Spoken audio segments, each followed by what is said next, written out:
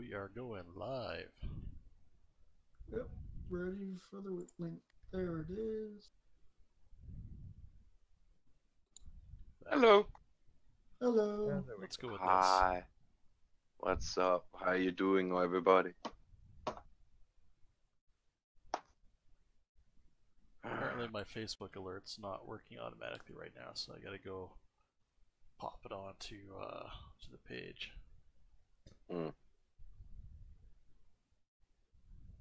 So you need it liked and shared, right? Sure. Okay. Quantum, Once you need to like and share.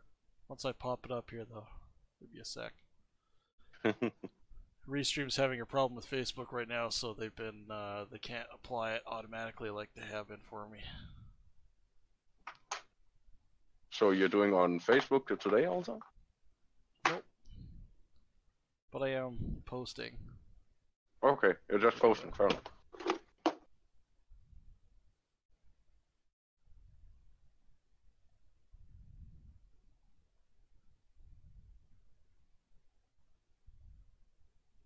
And that is up. All the social media is up. We are going to be spending a little bit of time doing some UVs. Yeehaw.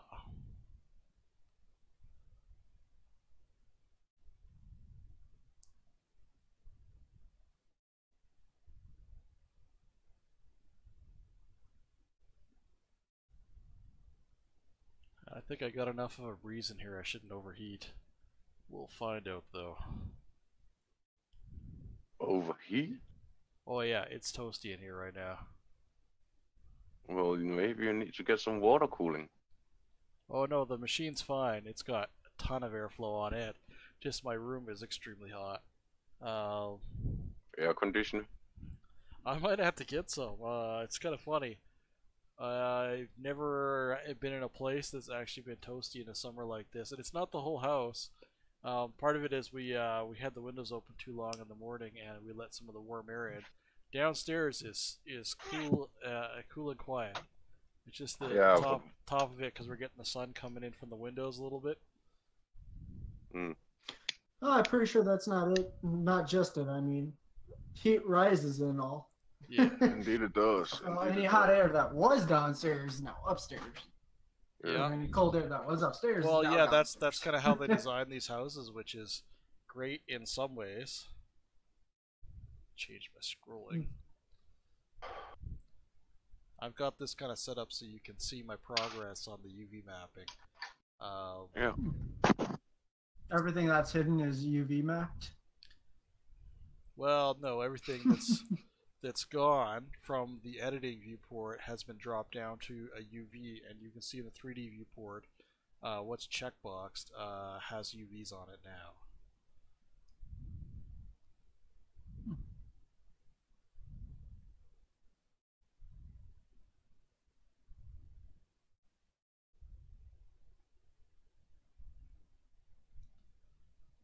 And if you have any questions about the process, essentially all I'm doing is in an optimized, whoops, I want to do that.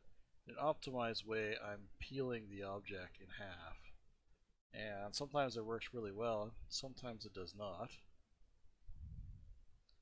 I usually have a pretty good way of doing this now though. So drop it down here and then just to give it a quick unwrap. And you can see it worked out fairly well. If the object's going to be a little bit bigger, sometimes I'll go in and I'll do additional unwrapping on it, but in this case, I'll relax it a little bit more there. In this case, if we go back into the big view and you can see everything, you're not even really going to see this piece, right? You're going to see it a little bit, and I'm probably not going to have a lot of detail on it, so it's okay. In any area at the end where if I find it's got really bad UVs on a spot that's going to be fairly visible, I'll go back through and I'll try to add relief onto that, but most of the time I try to do as much as I can on a single piece so that I'm not going back and forth a whole bunch on these. All right. And a lot of shapes are really easy to do. once you've done a lot of this for a while. How Cylinders is it pretty much called? have their own sort of workflow, right? You're using overkill, is it called? I'm using Hedis UV layout. Right, yeah. Okay. It's very very shortcut driven software.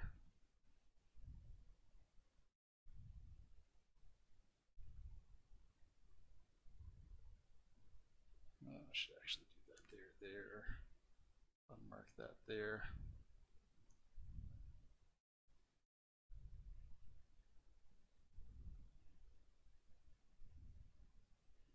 I might add more onto that. Oh no, that cut pretty good. So one of the little kind of bitchy items here are these fan blades.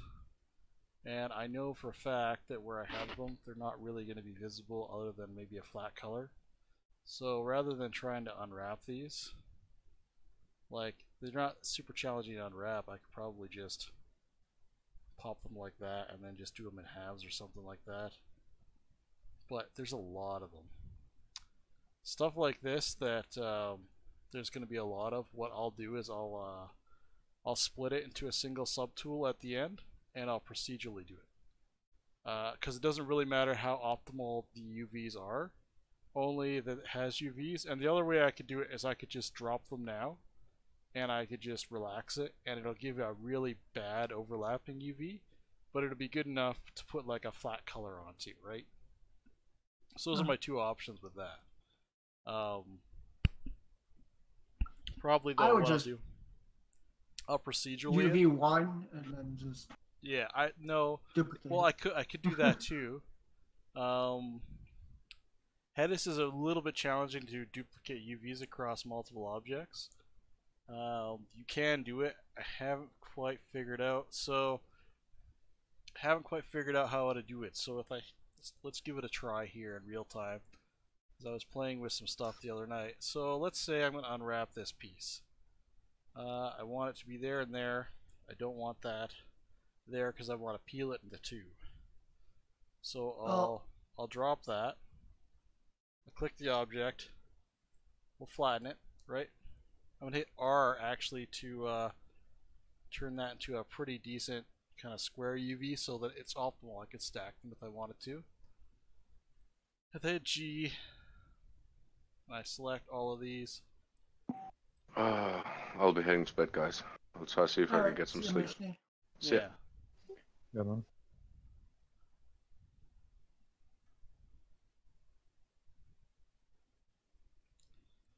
I have to use my G menu. It'll let me pin it, do things like that. I've got the copy UV menu, so let's go enter to abort this. Let's hit copy UVs.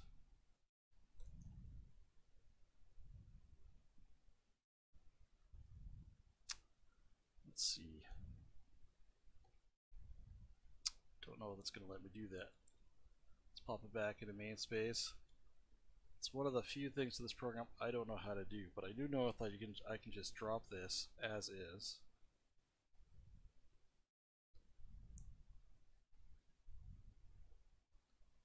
And I can select the edge. Let's do that. Let's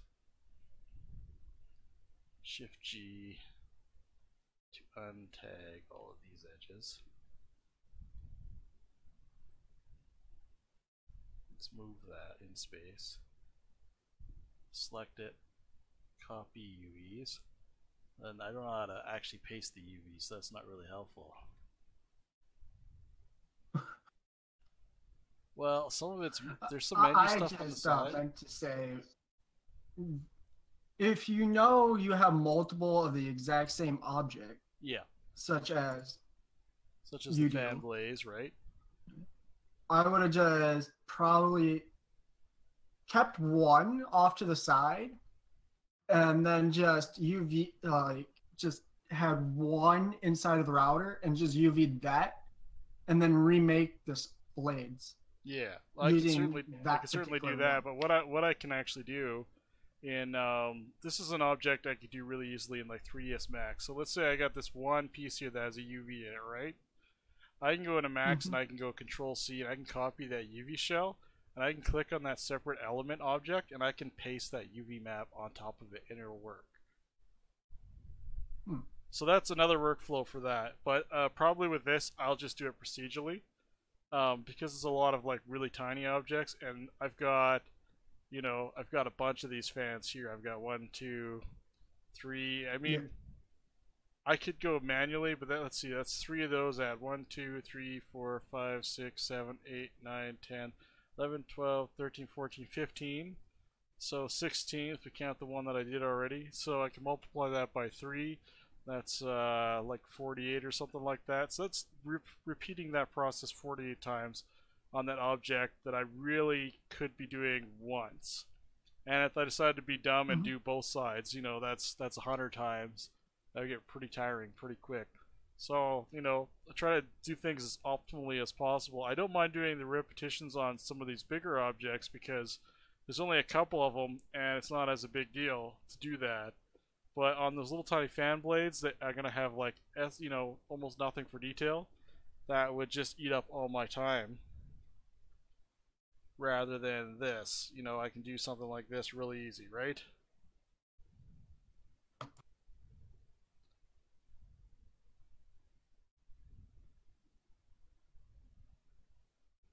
And the nice thing about Hedis is it's very optimized once you get once you learn all the shortcuts.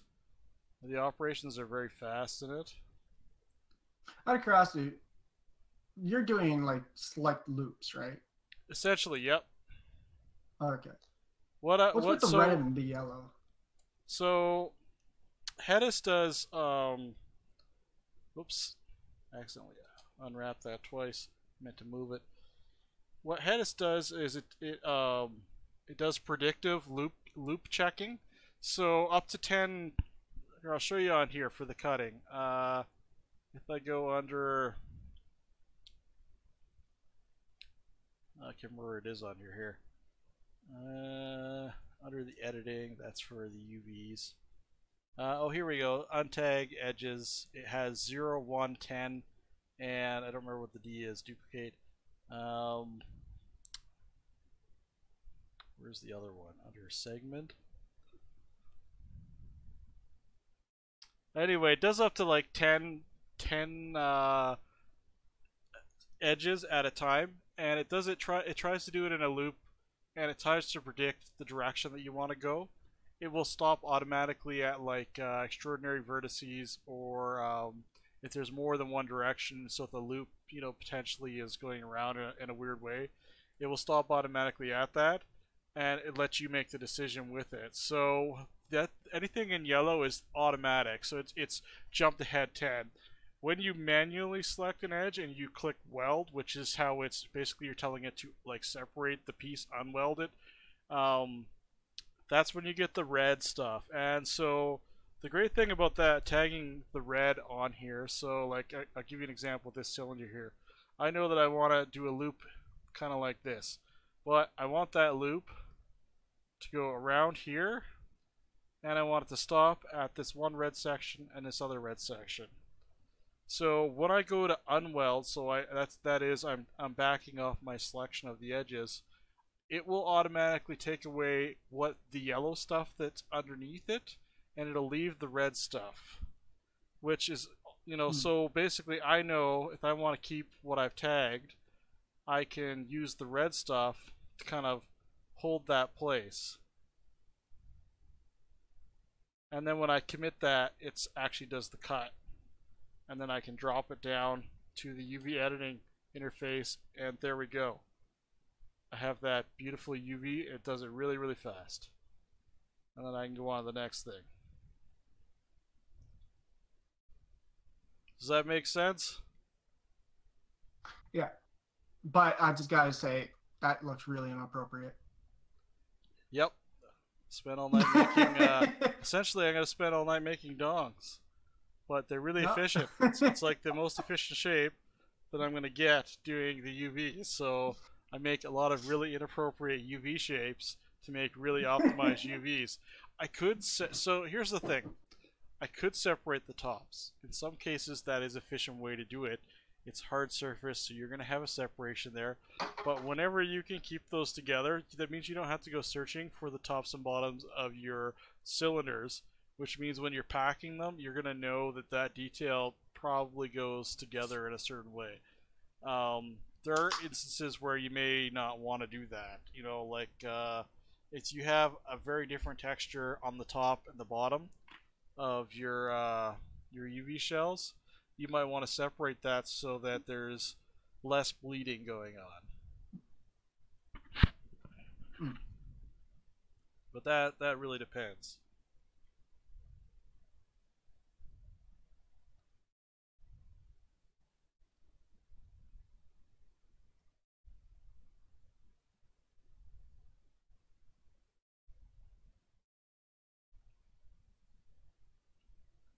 Yeah, UVing is one of those sort of technical things that oh, I did that wrong. One of those technical things when I first started doing 3D work, like a lot of new people, I avoided this like the plague. Whoops. Oh no, I am actually the opposite when it comes to UV. I like to always look at the texture to see if I'm going in the right direction or not. It doesn't have to be a good texture, like that floor texture I had. Yeah. I put that on every object, and in case of, like, if I UV unwrap it, it'll actually show me, oh, by the way, you have some extra geometry you're not knowing about. So you're trying to get the correct textile density every time. Mm-hmm. I'm not as worried about that, at least in this phase anyway. Because I've got to restack this whole object into separate divisions to kind of balance out that textile density. And I'll have to pack it with that in mind as I go. But for right now, I just do it as one big object. Because the other thing that I'll have to adjust once I go through this is some pieces need an additional subdivision on their base to hold an essential shape, and I will do that with the UVs on them, so that I'm not worrying about having to deal with a more dense object when I'm doing those UVs. So that's the next stage of optimization for large objects or large complex characters like this. Yeah, I was starting to run into problems with my UVs actually with my pillars. Well, Yeah. not the pillars, but the doorway. Because when I combined the doorway with the other part of it, the UVs started to get a little funky. Just a bit. Oh yeah. So mainly because it was two separate objects, and then I started doing it. Okay, so you didn't repack the UVs when you combined them. Well, the thing is, I did, but when I did repack them, it just didn't unpack correctly. Nor I relied on my smart UV unwrap when I did it with the other objects I had. And for this particular instance, the automatic way did not go so well. So I had to do it manually, and I don't know how to do it manually. Yeah, Yep. well, that's exactly what I was talking about when I was talking about shying away from learning the process. You know, there's a lot of decent automatic methods, but if you don't know how to do it this way, when you run into a problem, you're kind of hooped because you don't know how to sort it out the technical issues that come up with that. Yep. And I want to make it clear, there's no judgment here. I made all of these mistakes myself when I started 3D. I'll be very clear. I don't know. I'm just trying to point The out. way you were saying it. Yeah. The way you were saying it sounded like you had the exact problem back in the day. Oh, exactly. And you told me. Yeah, and that's why I can tell you that you shouldn't do it that way. Spent a lot of time looking for that easy way to do it. Uh-oh, something went awry. And though you're playing Tetris, it usually works. Oh, I see what we got here. So in this case, I'm doing the opposite of what I just did there. I want those objects to seal. I do not want them to separate.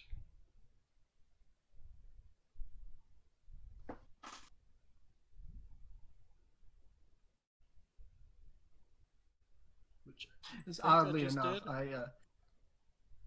What? Sorry, I was paying attention.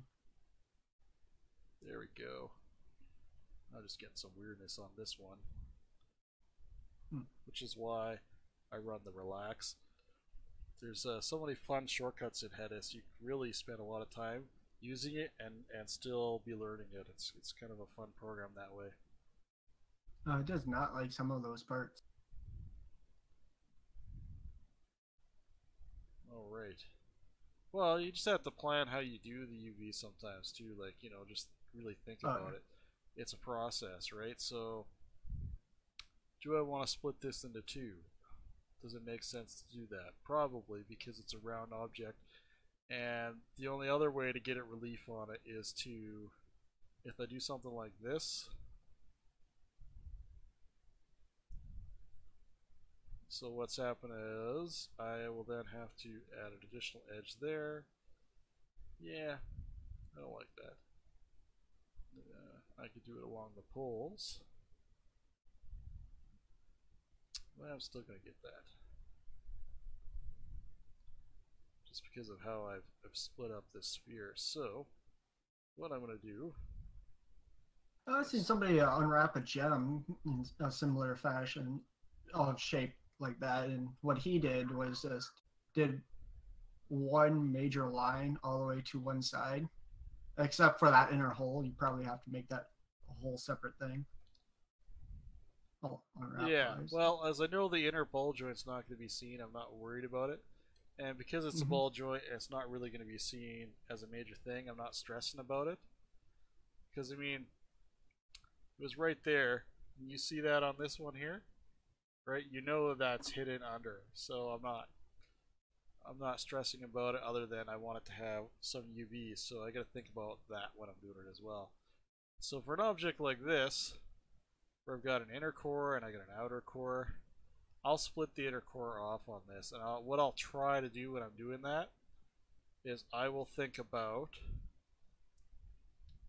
where I want that seam to be, and I usually drop it in where the bevel ends, so that I'm not creating a hard seam on it. Drop that down there. Yeah. Oh, something didn't work there. I probably didn't do the second cut.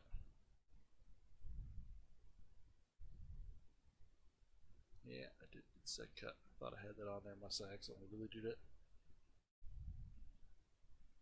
There we go.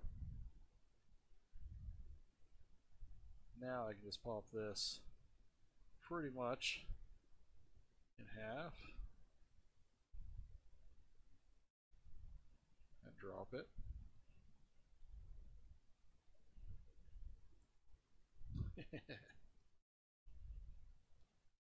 I had a funny feeling that was going to be bad.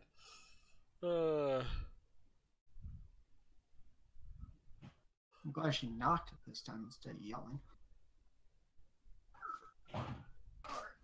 Hey, come. Oh. Let's decide on this. Somebody's having a bad day.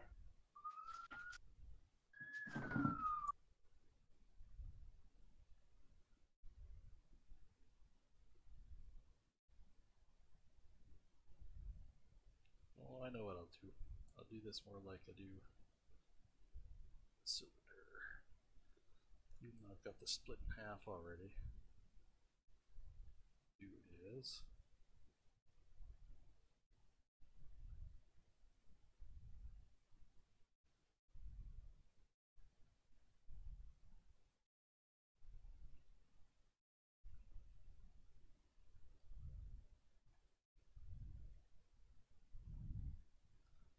I'll do that shenanigans.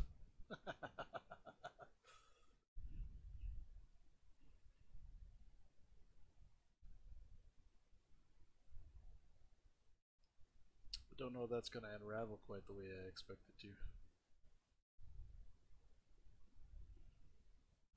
I think something got missed. goes all the way around. That goes all the way in. That goes all the way around. That goes all the way in.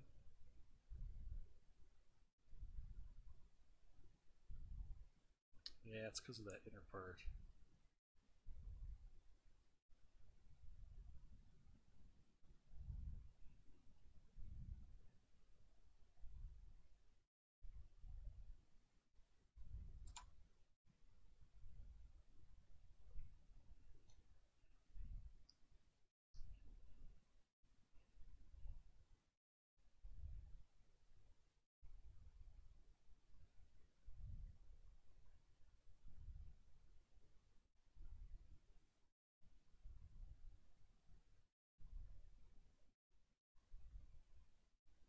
Come on. Come on, Hedis. You can do it.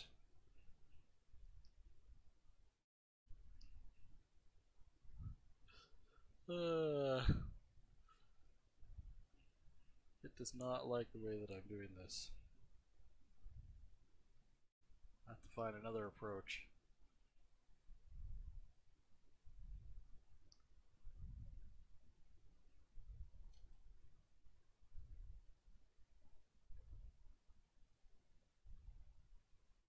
Oh, I think because I left that inner hook on there.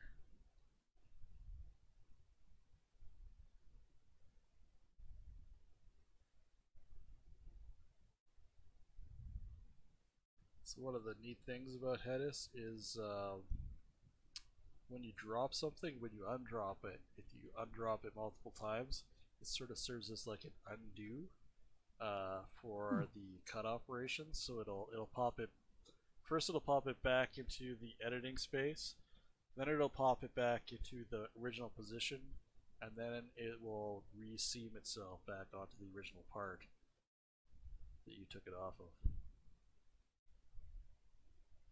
Hmm.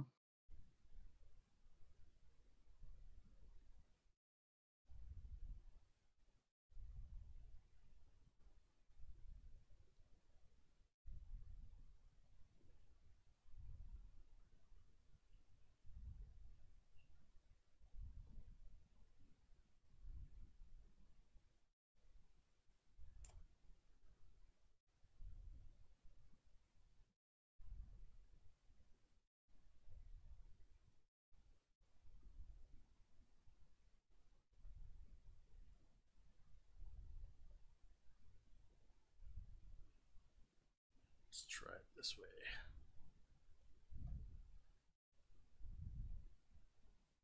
So still didn't disconnect there.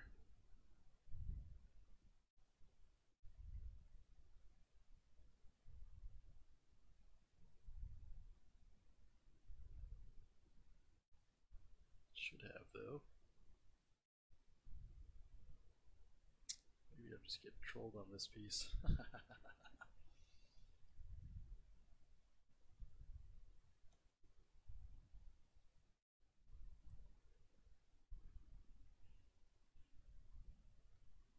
Try doing some live editing in the UV space.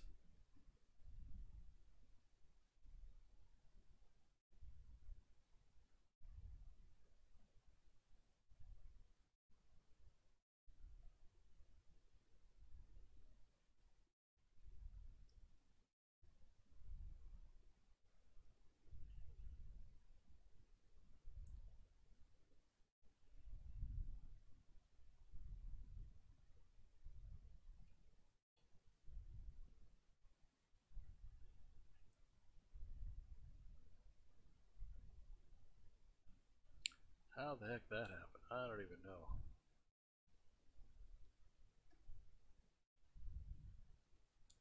Alright, giving up on that process. I'll just add more seams onto this that I need. Let's undo that guy. You can go. Let's support that.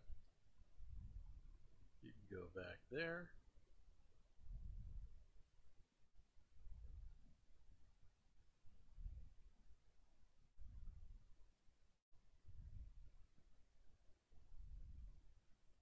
Pop that. Pop that. optimized, fairly optimized, ultra optimized. Done.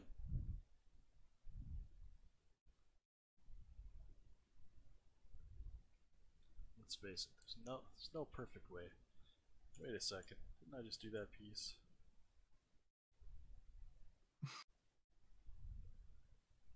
Oh, I guess it's another socket. Well, fine. Well, at least you know how to unwrap it really quick. Well, that's kind of it. Once you do a bunch of them, you kind of have an idea of how to do it really fast.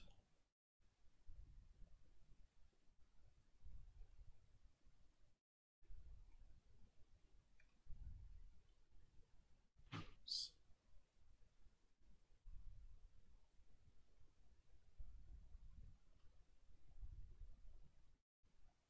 So many freaking shortcuts in this program now.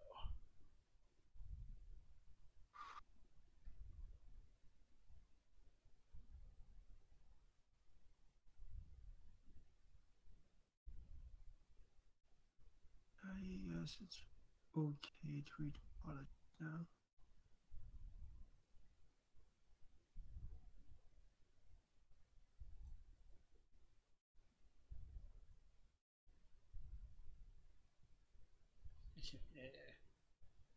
uh,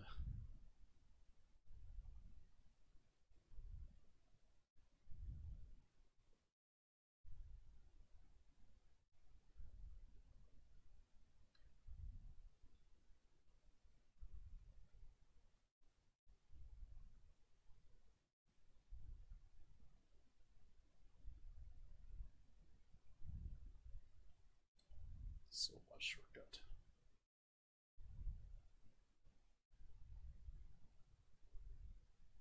So much shortcut. Alright. A little piece like this, kind of look for that natural break in the object. Mm-hmm.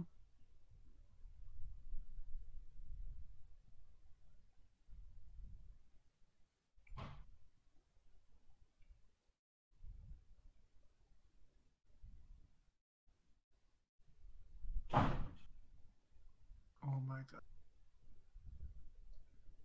What's going on, Quantum? I have no idea what is my mom problem with that door. She closes it, opens it, closes it again, opens it, and closes it again, and just goes to bed. She says, "Oh, it's just because it's not locked," but I have never had a problem closing that door, and it never not been locked.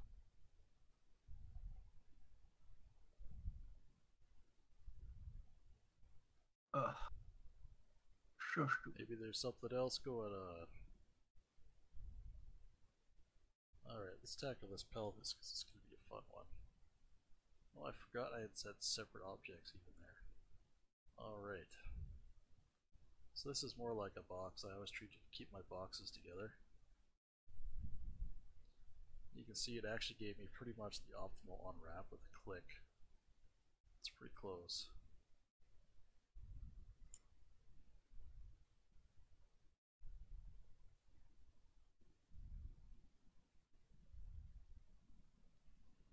That's pretty close. Let's see how that one does. Maybe a couple of clicks on that one. The second part of this pelvis. I don't have a symmetry line on this one. I was kind of hoping I did. That would have been smart.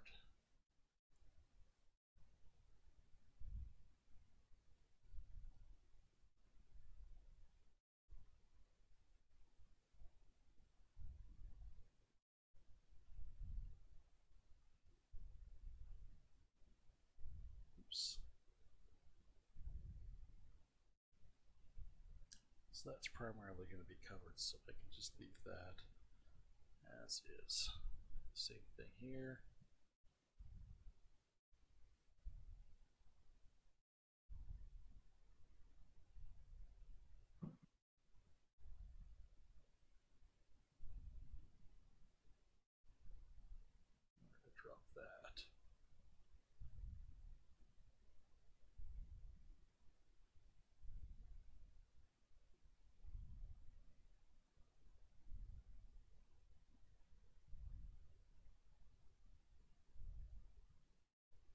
Maybe we'll peel the top of that off.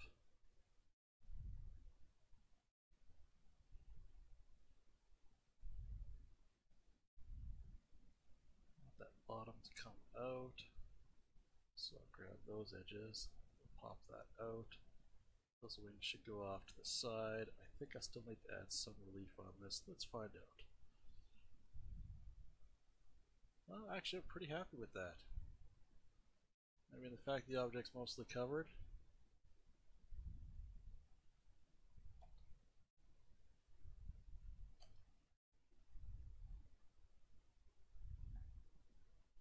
But for the uncovered parts, we still have a very optimal wrap on there. Showline game day.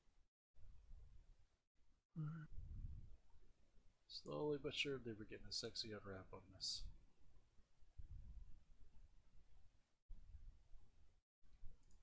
Alright, this is another example of something that looks more complicated than it is. And I haven't saved in a while, so I'm going to take it, give it that load screen.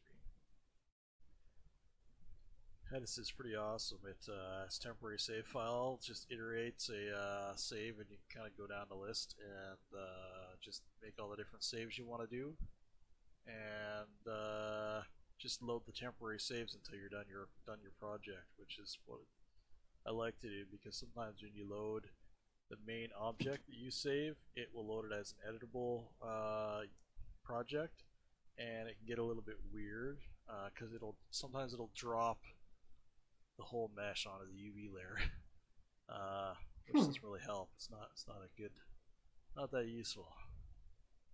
Alright, for this socket here, what I'm going to do is I'm actually going to separate this top and bottom first. Right, then I turn this into a very simple cylinder unwrap at the top here.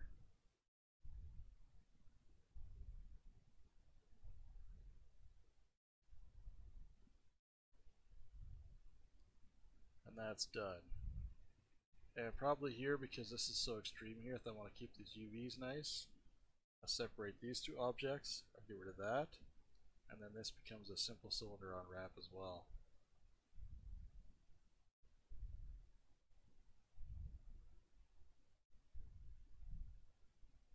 Drop that, and we'll see how well we did. One cylinder piece, one cylinder piece. Keep in mind, I could always go back over these a little bit more and add further relief, but you can optimize yourself into hell, right? You can spend hours doing the perfect UV on every single piece, and then you run out of steam because you finally get them all done. It's all perfect. It's the most perfect unwrap ever, and you realize you're not even going to see 90% of it.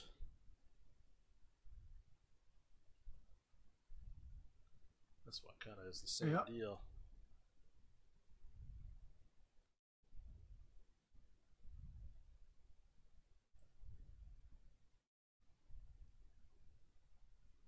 Drop that guy down. Yeah, maybe what we'll do with this, just to give it a little bit more relief. Drop that down. Drop that down, it becomes a perfect unwrap.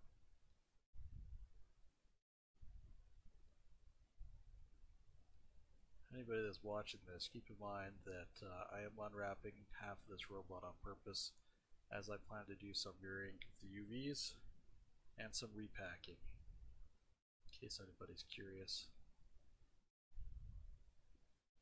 I want to keep this sort of seam, oops, right here.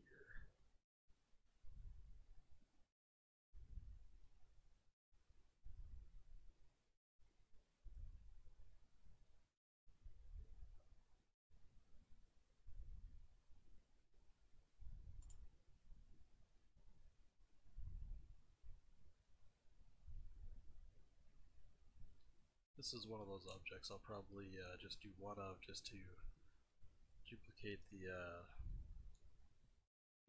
UVs across. We'll see though. I don't have too many of these. It'll take all that long.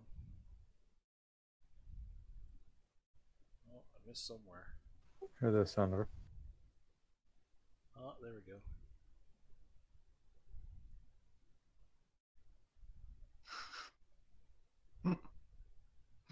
Now we're separated. Keep them separated. I just find it funny. She says hi to me, hi to Larvantholos, and then the actual person that actually said hi first says, then Krill.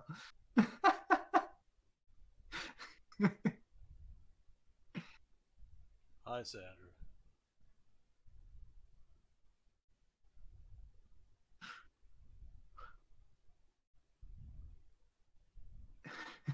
Alright, let's keep the UV chain going.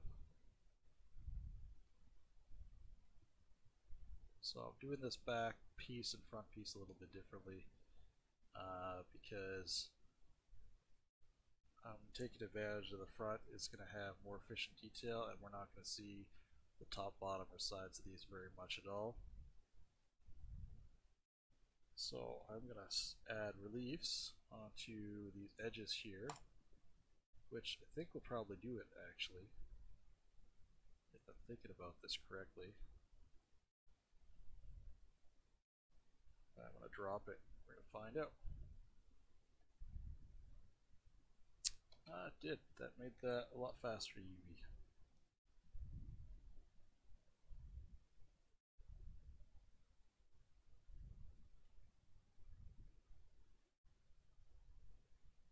Well, Sandy, you're very welcome. Sometimes we all need that outside perspective, you know.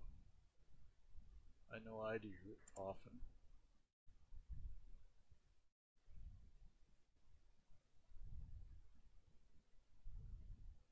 Well, Sandra, there's only one way to know if anybody will watch, and that is to start streaming.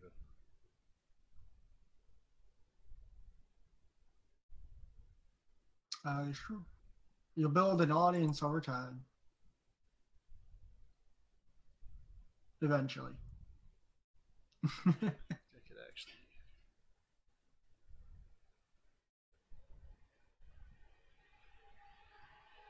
Well, it sounds like the garbage truck finally came by and emptied out our fucking garbage can. Days late. Oh. Flip around there, Hedis. There we go. It's a gas mask and googly eyes. Get your head out of the other corner.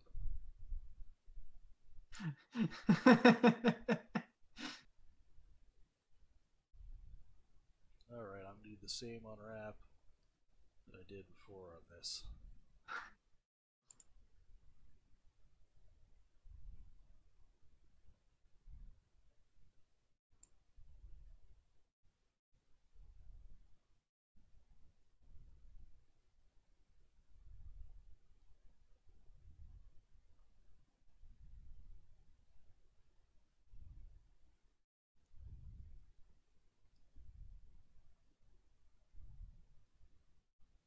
Wish every 3D program operated at such a really comfortable, unconstrained camera like these guys do.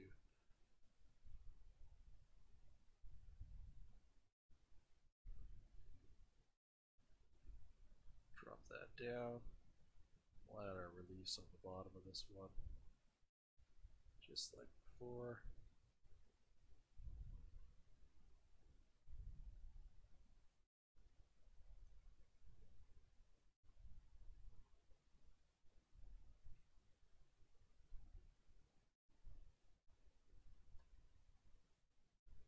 Something went terribly wrong.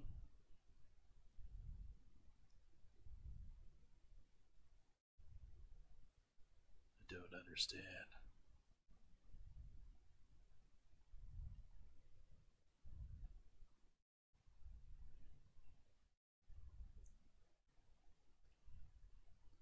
Alright, do that again. Apparently something didn't cut. Which happens occasionally, I guess. That's cut.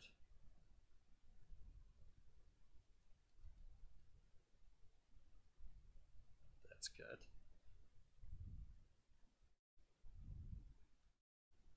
Just doing something awful instead of doing what it's supposed to.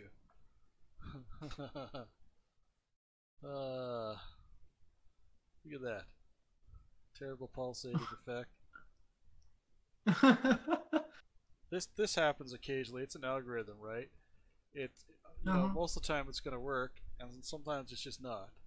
So what we look for is ways to help it, which is what I did there. I ran a relax operation over the part where it was pinching. I tried to do that the first time, but it didn't work out. As you saw, it squished in there, but when I redid it and went in there the second time, it was okay. So why it was doing that left to right, I don't know. It was a little weird, but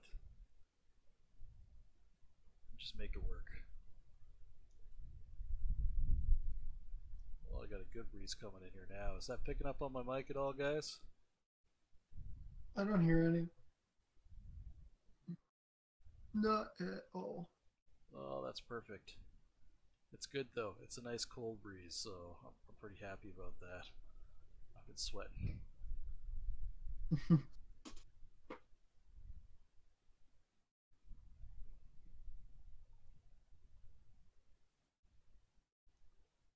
Sweating like a crazy man. Dropping.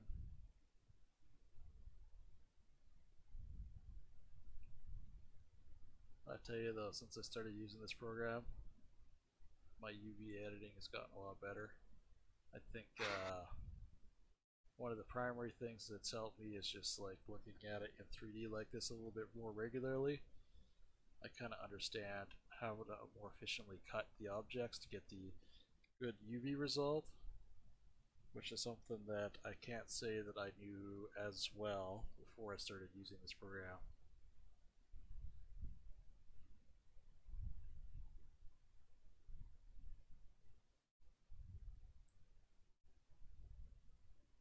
Getting some weirdness from one side to the other there. Funny feeling I may have to mirror these later on to get some better results, because I mean, the first two I got good results. I must have moved something left to right there.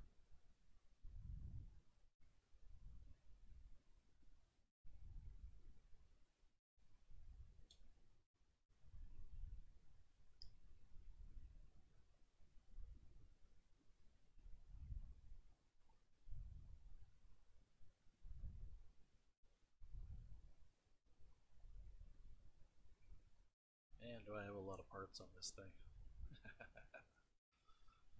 It's a good thing I didn't go into the finite detail. You know, Sandra, a 30-minute stream isn't always a bad thing, but you should try and plan them a little bit. That's the best way to pick up an audience, is to kind of have some consistency. Which I can definitely say I'm having a problem with right now. But there was a time when I was a lot more regular streamer. Let's peel that right there.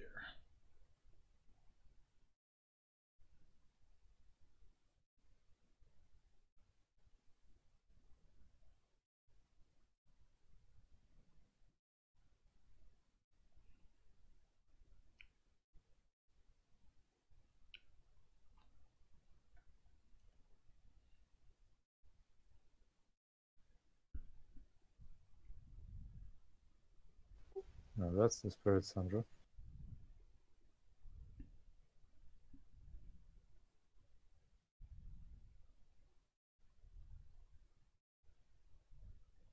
Well, that's just it. It's once you get consistent, you're already a great artist. You just got to be a little bit entertaining too.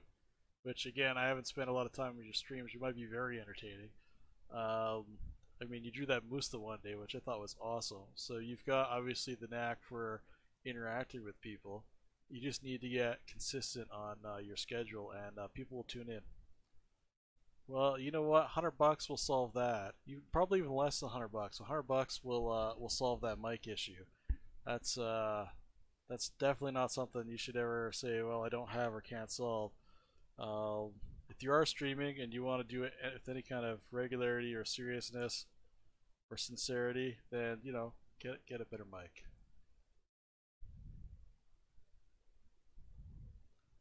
Hey, hey, you could get rid of those trees for free. You're probably thinking, oh, I gotta pay for a company to do that. No, no, no, no, no, no. You should post it on your local buy and sell site. Have two trees that need to go. First come, first serve. You just gotta chop them down yourself. Some rednecks will show up or something. They'll cut down the trees. You could even charge them for it, even. Make some money off of this process. You're thinking about it the wrong way. And then the trees will He's go, not and wrong. you'll be able to get a mic. She's selling them the wood, after all.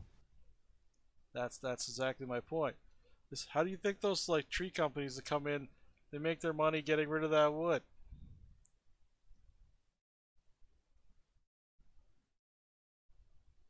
Yeah, the reason why people would do that, for instance, is because my sister has an outside furnace Yeah. that needs wood in order to warm. So there's a reason right there. Why would people just go over there and cut it down for free? Yep. People are always looking they for need the wood. wood. Wood's expensive, so getting free wood means that you can save that money purchasing it. And if they're two like fairly good sized trees, that might be like half a cord or something. So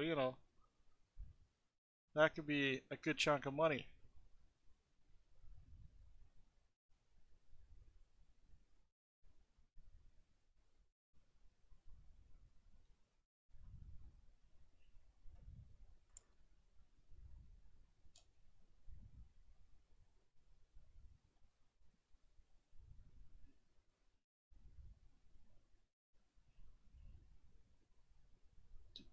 Do.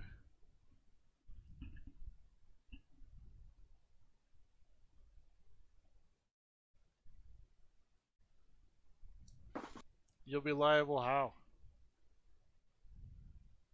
Yeah, you would be reliable You if could they just get make them hurt. sign a Right? waiver. Done. Oh, that's true too. You know how you get a waiver?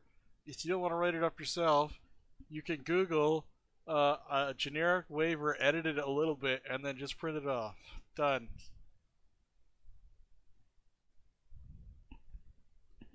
Right? Which means in your waiver, you're making them liable and agree in agreement that if they incorrectly remove this product from your property, they are liable for that damages.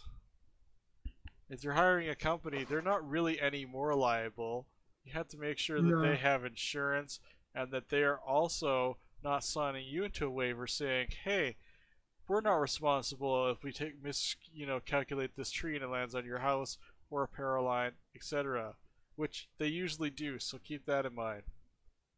You have a guy you trust, but he's charging you money, and he's probably going to sell the wood for profit. So basically, you're gonna pay him like $100. He's gonna chop the tree down, and then he's gonna take that tree and he's gonna sell it, make $500, and then you're set. Hey, just because there's free wood everywhere doesn't mean people aren't buying it. It just means that you are not able to market it. That's what I'm saying. You gotta market your product.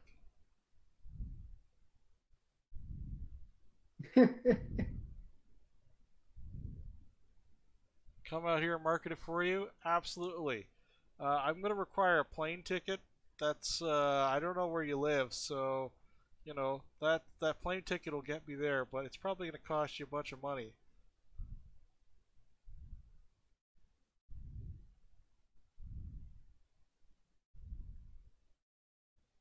I'm also going to need a hotel to stay in.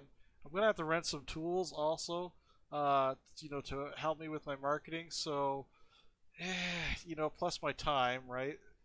I mean, we're talking, let's say if we just don't include the plane ticket, my time, which, until the wood's sold, I'm going to work really, really hard. So that could be weeks even, right? At a full-time wage marketer. So you're looking at paying me maybe $40 an hour anyway. Just $40 an hour? Yeah, I think that'd cover it. For a couple of You're weeks. selling yourself too cheap.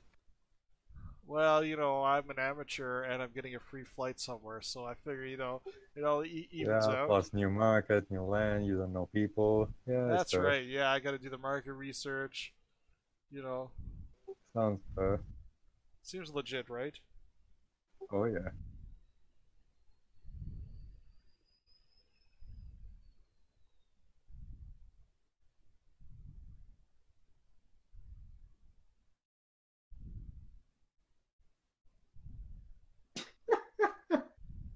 Or a microphone for your stream. Alright. That could work as well. No, if you read what she just said. She was talking about her stream, right? Yeah. Well, you We don't have need good mind mainly. headphones. What you need is a good microphone, which in some cases is a good headset like what I have, but it also could be a on the desk model. It could be an on the stand model, which maybe sits behind your desk and sits above your monitor, so you can get good, volume into that, right? There's all kinds of setups. You can even get a Bluetooth, uh, you know, uh, headphone slash speaker for your earpiece that you could use, and that's probably not too expensive for that. If you got an old cell phone, if you want to be really cheap about it, you could turn a cell phone into a good microphone. I mean, my webcam is my old cell phone. That didn't cost me anything.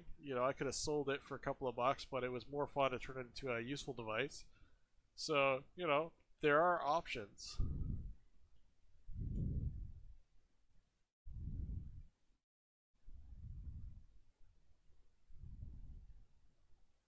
Yeah, you could hire me as your stream tech team.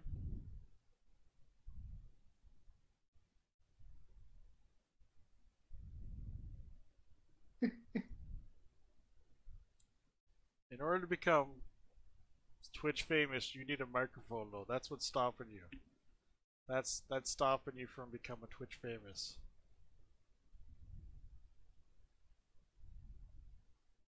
I just realized I hadn't turned on my Discord overlay, so anybody actually tuning in is probably was hearing like half the conversation. Now they can hear the whole conversation, except for the stuff Sandra's typing. So it's gonna sound the same, right? Because I'm just like Yeah.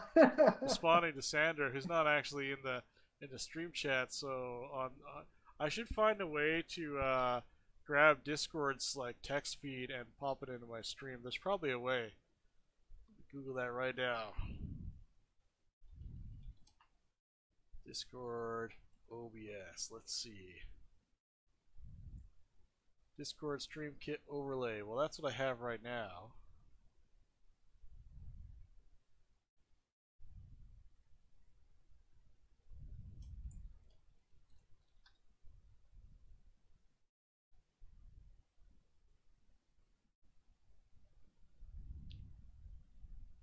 Well, there's probably a way. I'll just have to find it, I guess.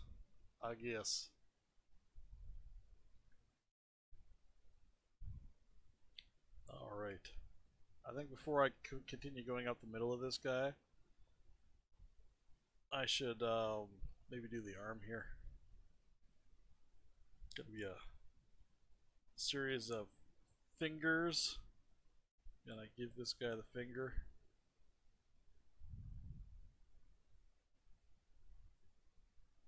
Have to figure out where my seam's gonna go on this.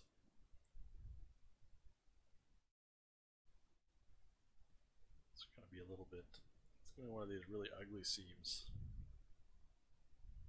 That's not true, Sandra. You draw a lot of interesting stuff. Like that Pikachu you drew me, which is not my profile pic. And you did that moose. That was pretty awesome. Unless you thought that was a moose steak. One of us. Alright, these fingers are going to be a little bit tricky.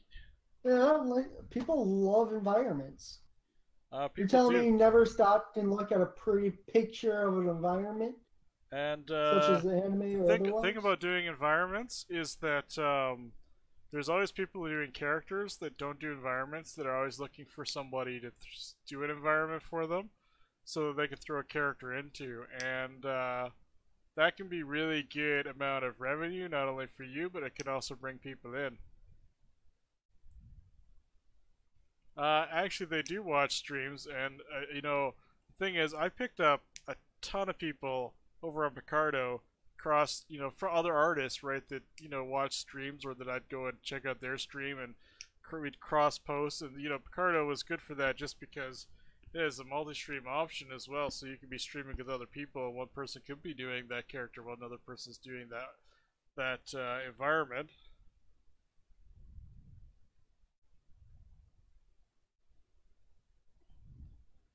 There are a lot of people out there who are awesome artists doing awesome artist work. And you are obviously an awesome artist doing awesome artist work. You gotta not sell yourself short. Even if you're not very tall. I have no idea how tall you are, I'm just saying.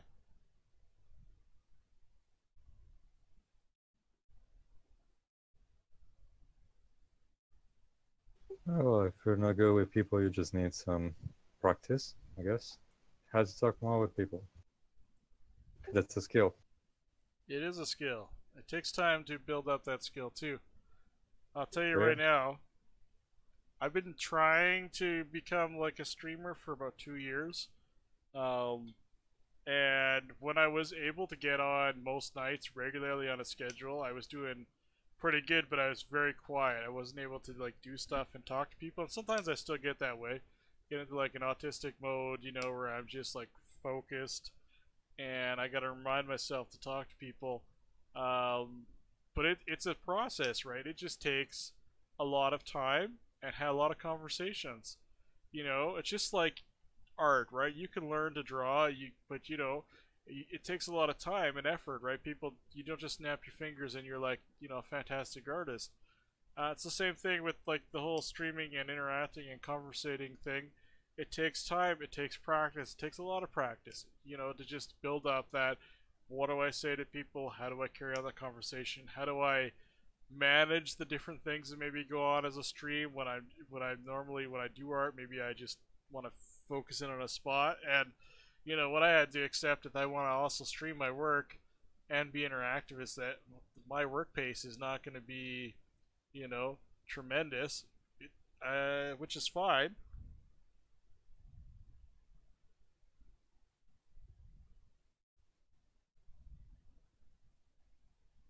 I am okay with that.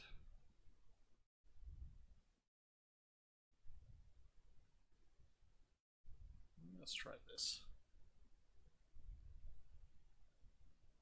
That worked out pretty good. So many fingers.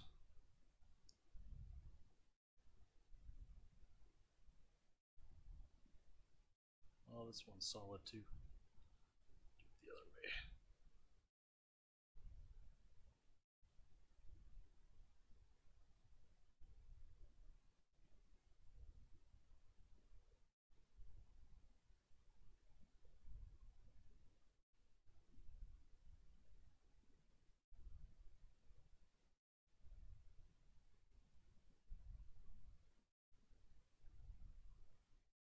Oops.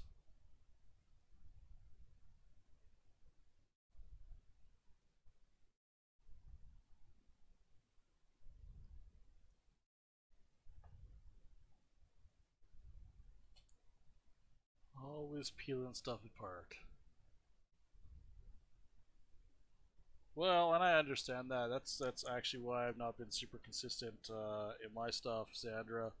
When I was able to, and I was on 3 nights a week regularly, um, and I had a schedule and a set time. I was able to bring people in pretty good, right? But then my schedule started getting more chaotic and more erratic. Well, and I don't want to talk to you about at least not over a live chat.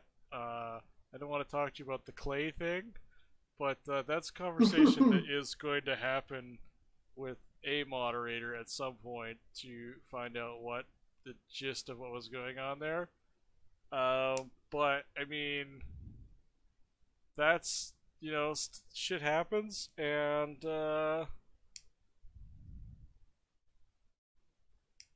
yeah, there's a chat log. That's good. I think at the end of the day, it's the internet, and getting worked up to the point where you lose your shit is just. I guess it can happen. I definitely, when I was younger, maybe I got that way a little bit, but at some point you just got to be like, okay, somebody's different than I want on the internet, and I don't like what they're saying or doing. So I would just go to another part of the internet. Obviously, it's a vast landscape of websites and zones. I can disconnect even if I don't like what I see. So, fair enough, but that's just one of those things, right?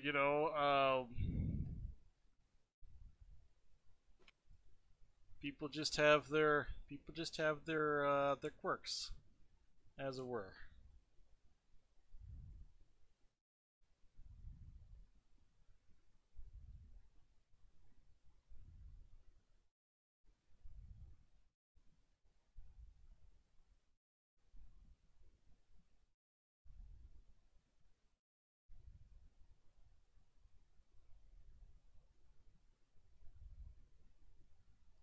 Zoom.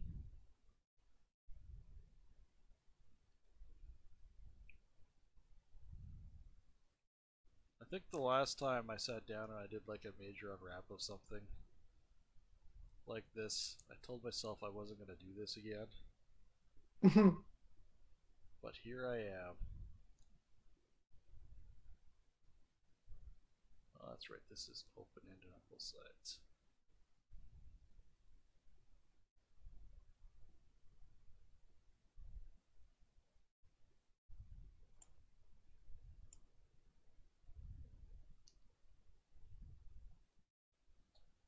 Well, that's entirely a thing that could happen. I know some people don't like it when women have different views than their expectations, and that's misogyny and all that other BS. But at the same time, it goes both ways. Other people don't necessarily have an opinion we like, and that can be on any subject. And the point is just to be like, whatever. You have your opinion. I disagree with said opinion, but I'm not going to let it affect my mental state.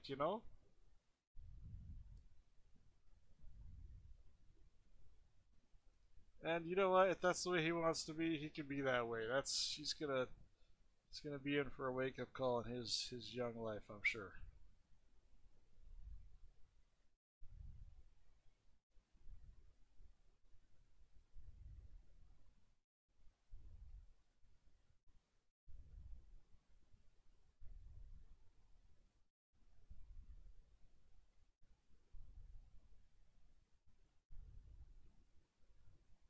I don't know if it was gender based, his choice to go away and everything else. But you will always find people who have issues understanding other people's points of view. So that's Well, not a that's new why thing. I'm just bringing it back to being opinion rather than Yeah. a feminist or whatever standpoint, right?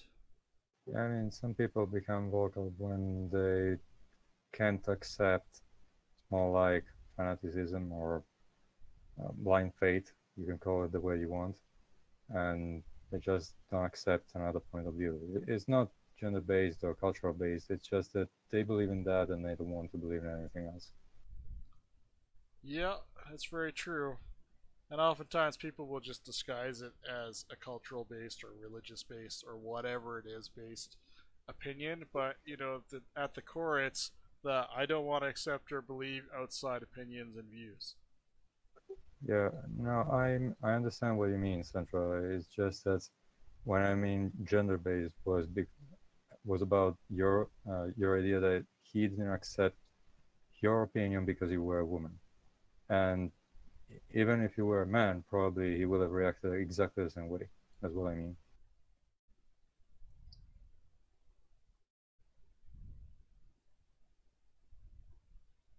The religion can factor into it, but not necessarily.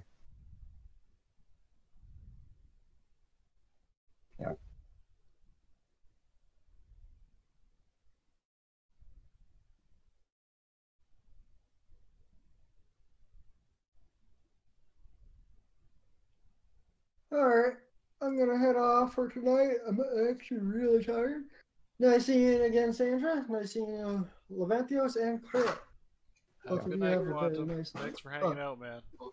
All three of you. Bye bye. John.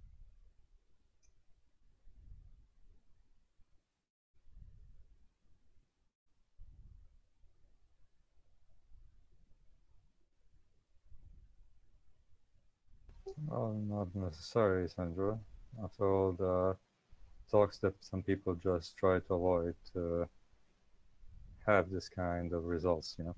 It's mostly weird if someone accepts to be part of the discussion and then he goes away this way because they don't really, but you know. We can't enter other people's minds, so Not yet, anyway. The future is coming.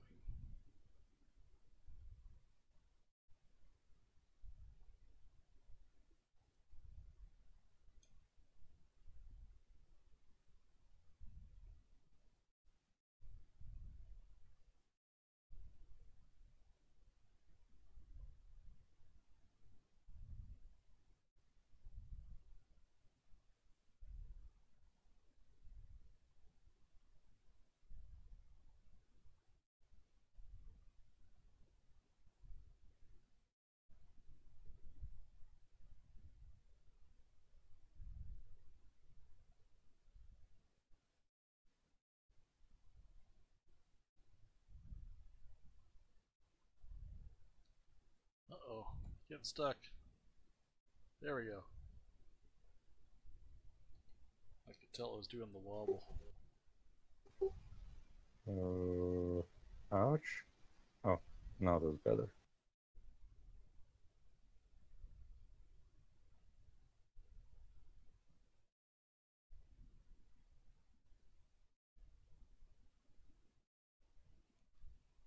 Well, Sandra, unfortunately, you gotta expect it everywhere. It sucks that you do, but it's also reality of ignorance travels faster than knowledge, and a lot of young people, especially what you meet in like channels like this, you're getting a mix of people who are young and just don't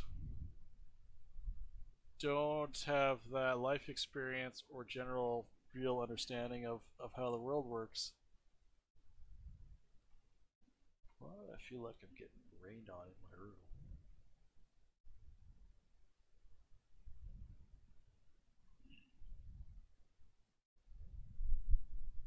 Must be lots of moisture in the air. I was about to make a joke about him working shirtless, but you know. Yeah. Well, just because he's a redneck doesn't mean he has to be ignorant. I mean, you know, there's ignorance isn't something that you find that is unique to any specific gender, religion, you know, ideology, class of people in a race or region of the world. It simply is a state of mind that some people choose. They would rather not know, they'd rather not educate themselves. They find a place where they're comfortable in their comfort zone and they stay in it.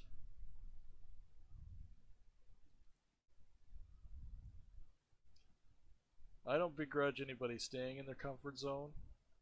I certainly don't celebrate ignorance either, but you know, I do get that there is a reason why people choose to remain in, you know, at a level of ignorance sometimes. Whether I agree with that choice or not, that's another thing, but you know, sometimes people they just are not ready or unable to accept that broader, greater view that is, you know, might be helpful. And some a lot of times we know that is from fear. People have fear; they don't want to fear of the unknown, right? They don't want to experience that broader opinion for a risk of having that change them, and what that change might mean. The ignorance bit is funny though. I still remember when I have read once about I am not that open about substituting my ignorance with someone else's ignorance. Because after all, we believe we know things, but in reality, we're just growing up, so we're all ignorant one way or the other. It's just a Be matter sure. of acceptance in that sense. I completely agree with that. We are definitely all ignorant one way or another. But when we're presented with the opportunity to overcome that ignorance in some way, it's, if we deal with that, great. Right. If we See overcome our ya, fear. Sandra. Sandra is about to leave us. See you later, Sandra. See ya. Nice talking to you. Good luck picking up your husband from D&D. Bring a squirt bottle.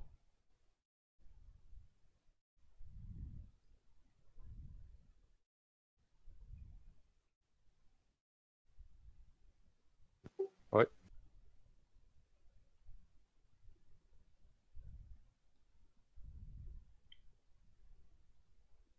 And then there were two. Dun, dun, dun. I think I'm gonna make these little, basically unseen hand things really easy. Yeah, Is chop them all in half. all of this unwrapping just an exercise, or you plan on doing the texturing with Painter and all those, I Yeah, don't know, rusty, edge, worn out textures and such? yeah, I'm planning to do the full workflow. So I'm gonna be doing all the texturing on this, which means getting some good UVs on this is a better idea than just doing it the easy way. Like I could just procedurally do it. I want good results though in this case. Yeah. But saving and loading the UV layout will have been certainly quite convenient. I noticed there are a lot of modular pieces, so Yeah, there's definitely workflows that I could do to improve this. Um, some of the pieces I could probably get done faster in Max, for example. But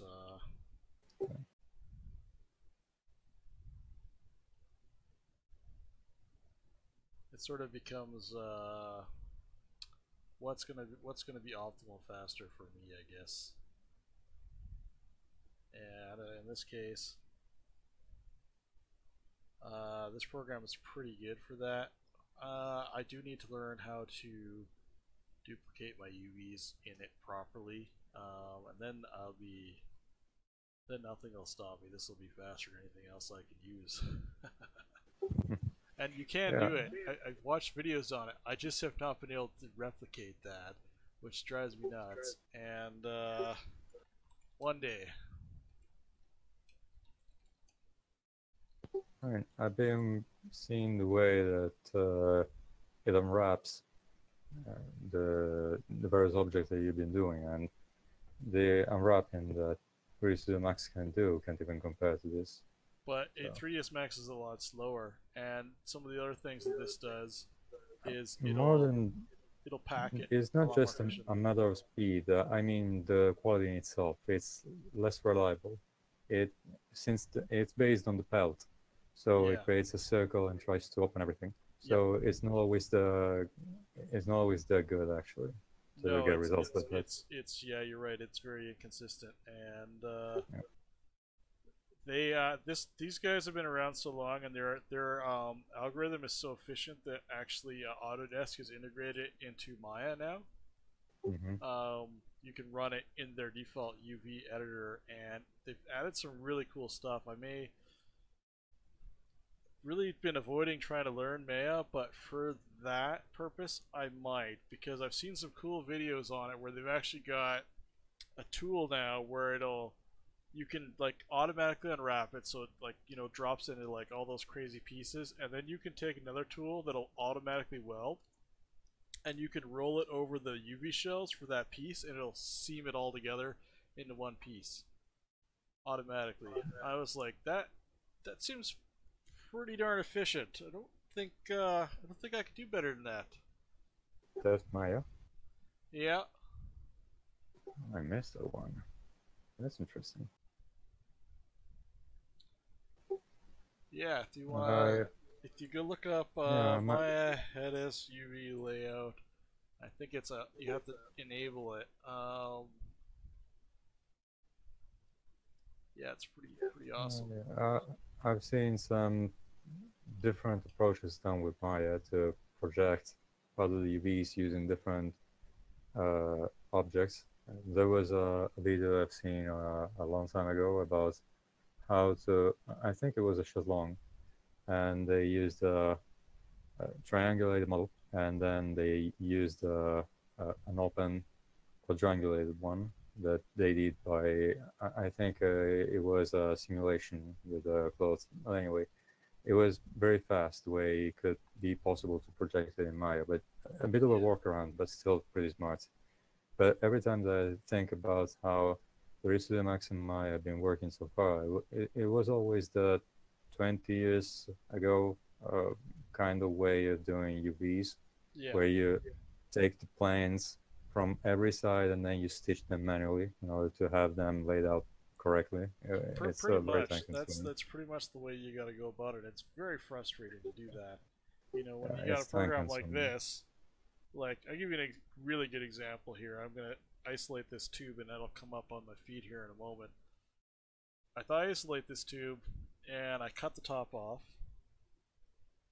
and I cut the bottom off, and I'll drop those pieces. And if I run a seam right along this, doesn't matter where I run it. I mean, I guess it kind of does, but I pop that seam in here. If I drop this down, and it's gonna drop.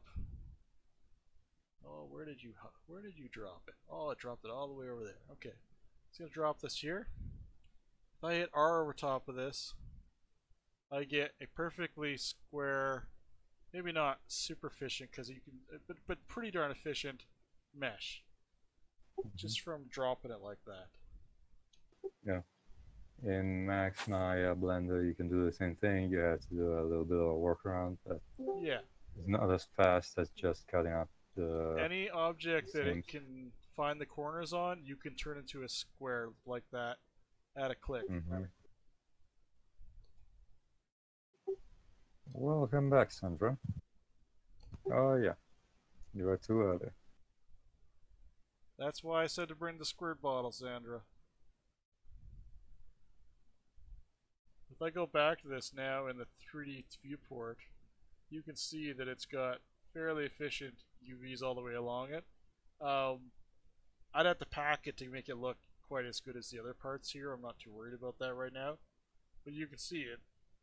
It's hardly got any stretching on it. And I mean, to me, that's ridiculous. If I were to try to do that in Max, the easiest way for me to do that would be to not have to do that. I'd create it as a spline, right? And then create it with a spline with UVs on it. You know, that's as close as the efficient way to do that. The other way would be to unwrap it and then force it into a square and then try to relax it, and it would probably end up a little bit wavy. Yeah. Whereas I was able to pack this into that cylinder, and then I was still able to relax it afterwards, and it still kept its square shape. It just relaxed it all internally so that I got very, very, very light stretching. It's ridiculous. I just love it. Yeah. Once I got on board with this program, and that was a lot of learning curve on that. I won't touch anything else now. I tried a few other ones, and Have you tried the Topogun? But probably that one is more for organic. Top Not Gun's entirely for sure. topology though, isn't it? Oh, you're right. Sorry, I must be really tired right now. Yeah, you're right. That's a different thing.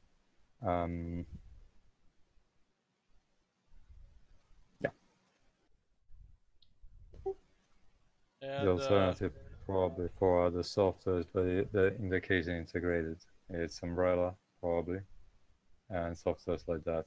Yeah. I've tried Unrella before. I actually have a license to that somewhere. Yeah. Retrieving it might be a little difficult at this stage, but I bought it like in the 90s actually, when that was a really good option.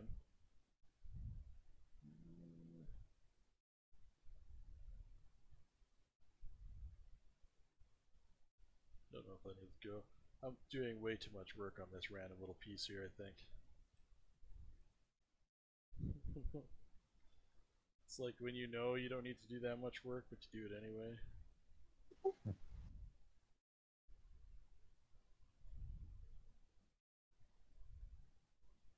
Alright, guys, I gotta step away for just a moment here. I will be back.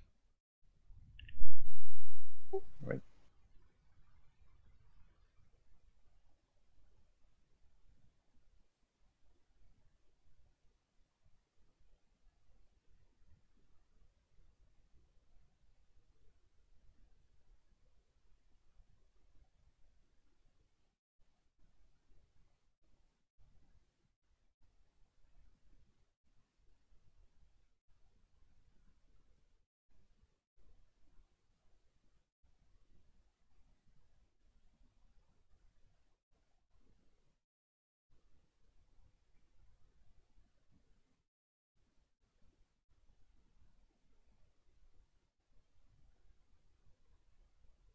So you're a 2D artist, Sandra.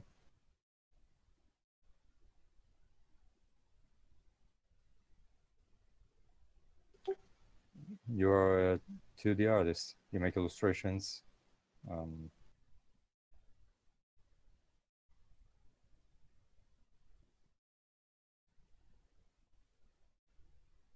Alright, I have returned.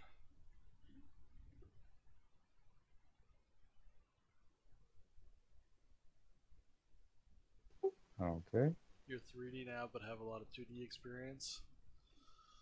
Don't know That's if a you should good be thing. calling yourself 3D after what I saw on 3DS Max the other day.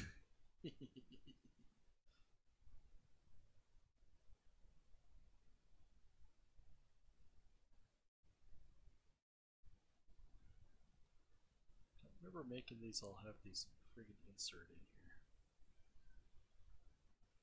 Mm, Oh, Max look at is that. less complex than it looks, actually. I think that just like every other software, what you need most is the correct workflow, and then everything else is just about I need this tool, where the hell it is. Yeah, I tried to start with Max in the beginning, and then I learned how to do 3D with Maya. I'm talking about the 2000, I think. And last year, no, it had been 4 years ago. Sorry. Uh, I I had been for a series of reasons uh, trying again at Max, and it haven't been as difficult as it felt in the beginning. It's a bit different because part of the tools are only stacked. You have to work a lot with interface, with a modifier panel. But aside from that, it's very similar to other softwares. I mean, I had a harder time with Blender actually, Yeah, sounds about right. since 3D Studio Max is more interface oriented, while Blender is more on the shortcuts. So in a way, Maya stands in between the two. Uh-oh. Uncanny Actually, ability. it doesn't. It doesn't. It does have a lot of balance, so you can easily remember where things are. But since many modifiers are working in stack, if you're trying to change things midway, you will have some nasty effects like you would in Maya. That's So true, but working with it's this, easier. It is easier though in Max. If you're having a problem, you can collapse that stack. You can even mm, duplicate that object and collapse that stack, and you're well, usually good to go. Whereas in Maya, usually you're not good to go. You gotta do a bunch of hoop jumping at that point. I mean, you have the history in both of them, but in Maya, you after the first time you don't try to change anything at all, and in Max, after the second try, you do the same. So Yeah. You can do something similar to in 3D Studio Max as well, because you can collapse the stack and then you can use the resetics forms. So basically it's exactly the same as freezing the transforms after they you delete the history in Maya. So it's pretty much the same.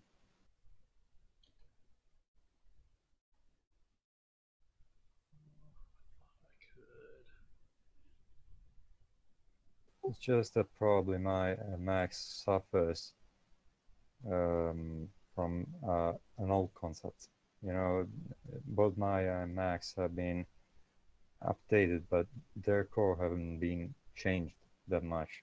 So part of the tools, the approach mostly that you have to use, it is solid because it's part of a very well known and used workflow.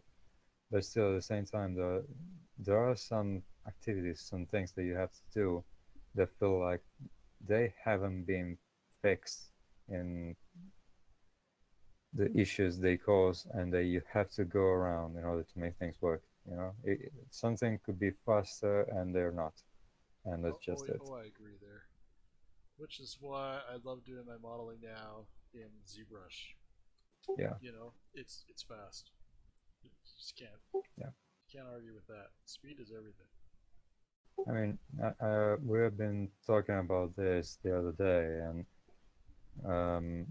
I think sorry, I don't remember with who I've been talking about this the other day, but we were talking about the very softwares and the fact that you have a lot of choice in the market.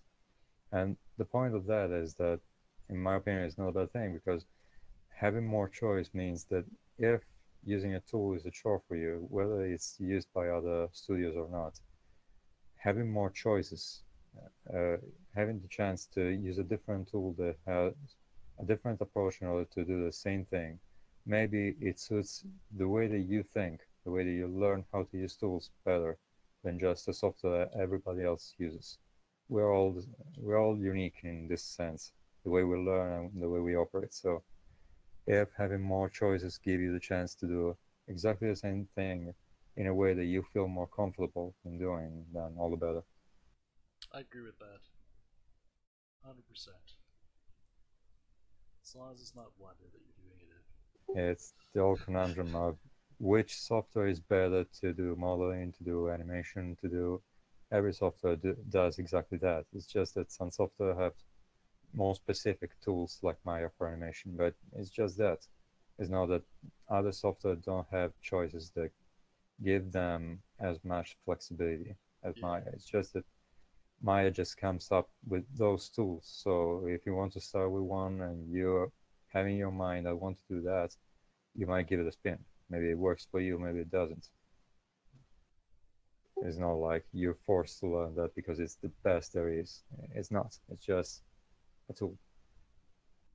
Yeah. Well, there's other direction of looking at it, though. If you are trying to get an industry job, you are forced to learn Yeah, that that is true. program. But Well, in most cases, people have this kind of doubt when they have to still learn the software, so they don't even have a workflow. They don't have any idea how to do things. yeah, So in that case, either they think I want to go and work for a specific software house, and I know that they are using Maya, for example, and then if I want to work for them, I will invest my time and I will try to learn Maya. But it's too much long term for somebody who doesn't know how to do things. yeah, So probably if you want to start, the most important thing is just try to find something that you feel comfortable in using, and try to learn how to get the job done the proper way.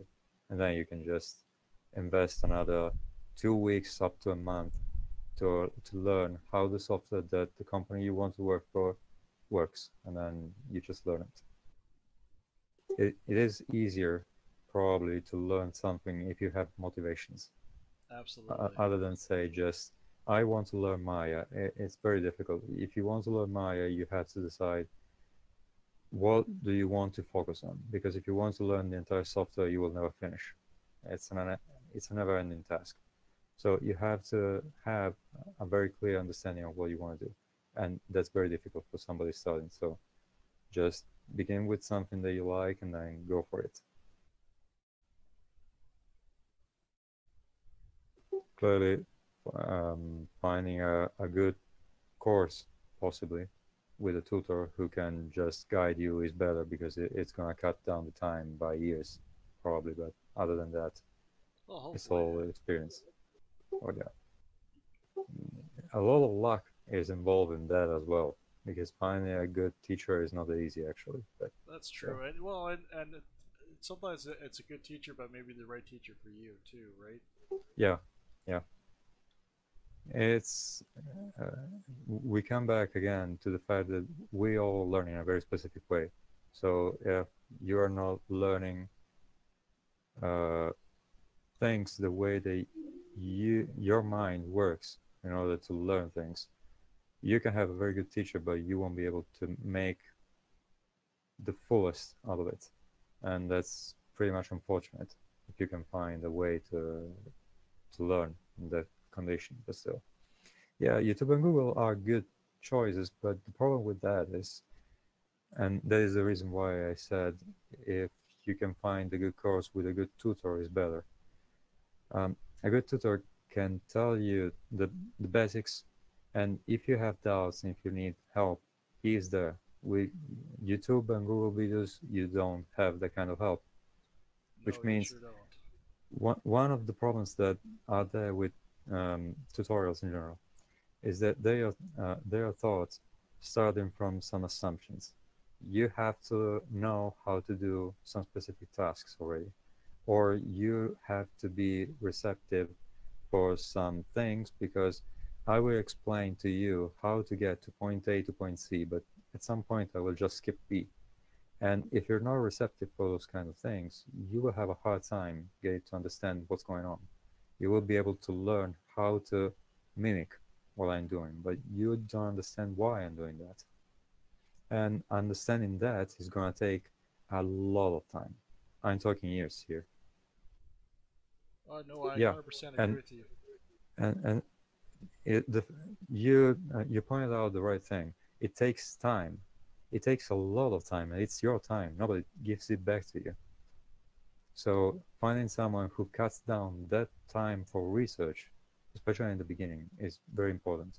If you can do that, it's it's all that it is something you can gain a lot, because those years that you will it's going to take to you in order to find all those answers that you need.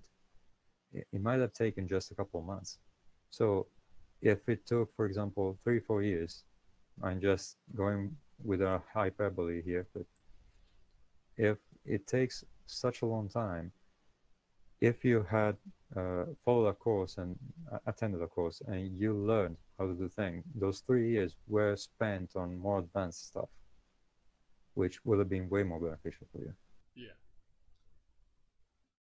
Well, I do know that when I started, and I had no options because I didn't have any education options, so I had the internet, and that was it. That was like my starting point. I had Yeah. nobody I knew did art, nobody I knew did any of that, and it did take years. I built up a library of knowledge and shortcuts and resources and things like that, and Mm-hmm. it's taken years. Right, I've been doing this. This is probably my 8th year. No, it's longer than that now. This is my yeah, figured it out. It was my 10th year using ZBrush, and Yeah. associated programs. And I know if I'd been able to get a lot of that knowledge faster and had somebody maybe telling me, hey, don't take those shortcuts. They're just going to they're not really shortcuts. Maybe I would be, that much further down the path. Maybe. It's hard to say, but I do know that it took a long time to build up those resources. Probably about the first Mm-hmm. 5 years was a lot of just stumbling around, being a noob, Yeah. learning stuff. Oh yeah. When uh, when I started doing 3D seriously, internet was a pretty new thing. I mean, getting a contract with your phone company who would give you an internet connection.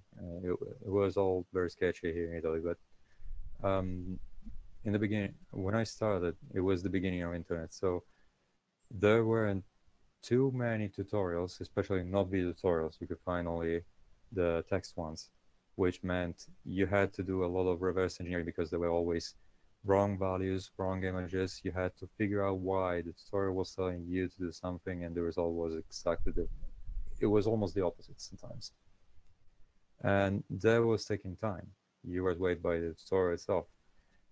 Video tutorials have been way better, but before that, every time I wanted to learn something, I had to buy books. I had to buy magazines because there was no internet. I was Yeah. forced to buy magazines to find information, which meant finding a little bit of information every month if I were lucky.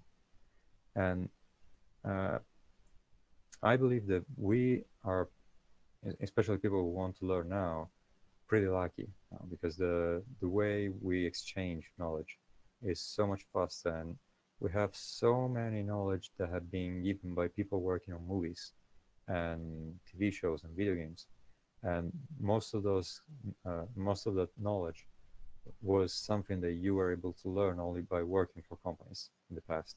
Yeah. So in a way, now a lot of people who want to learn have access to a lot of information they might not make anything out of, but after time, when they get more experienced and they start understanding really how to do things, that kind of knowledge is invaluable.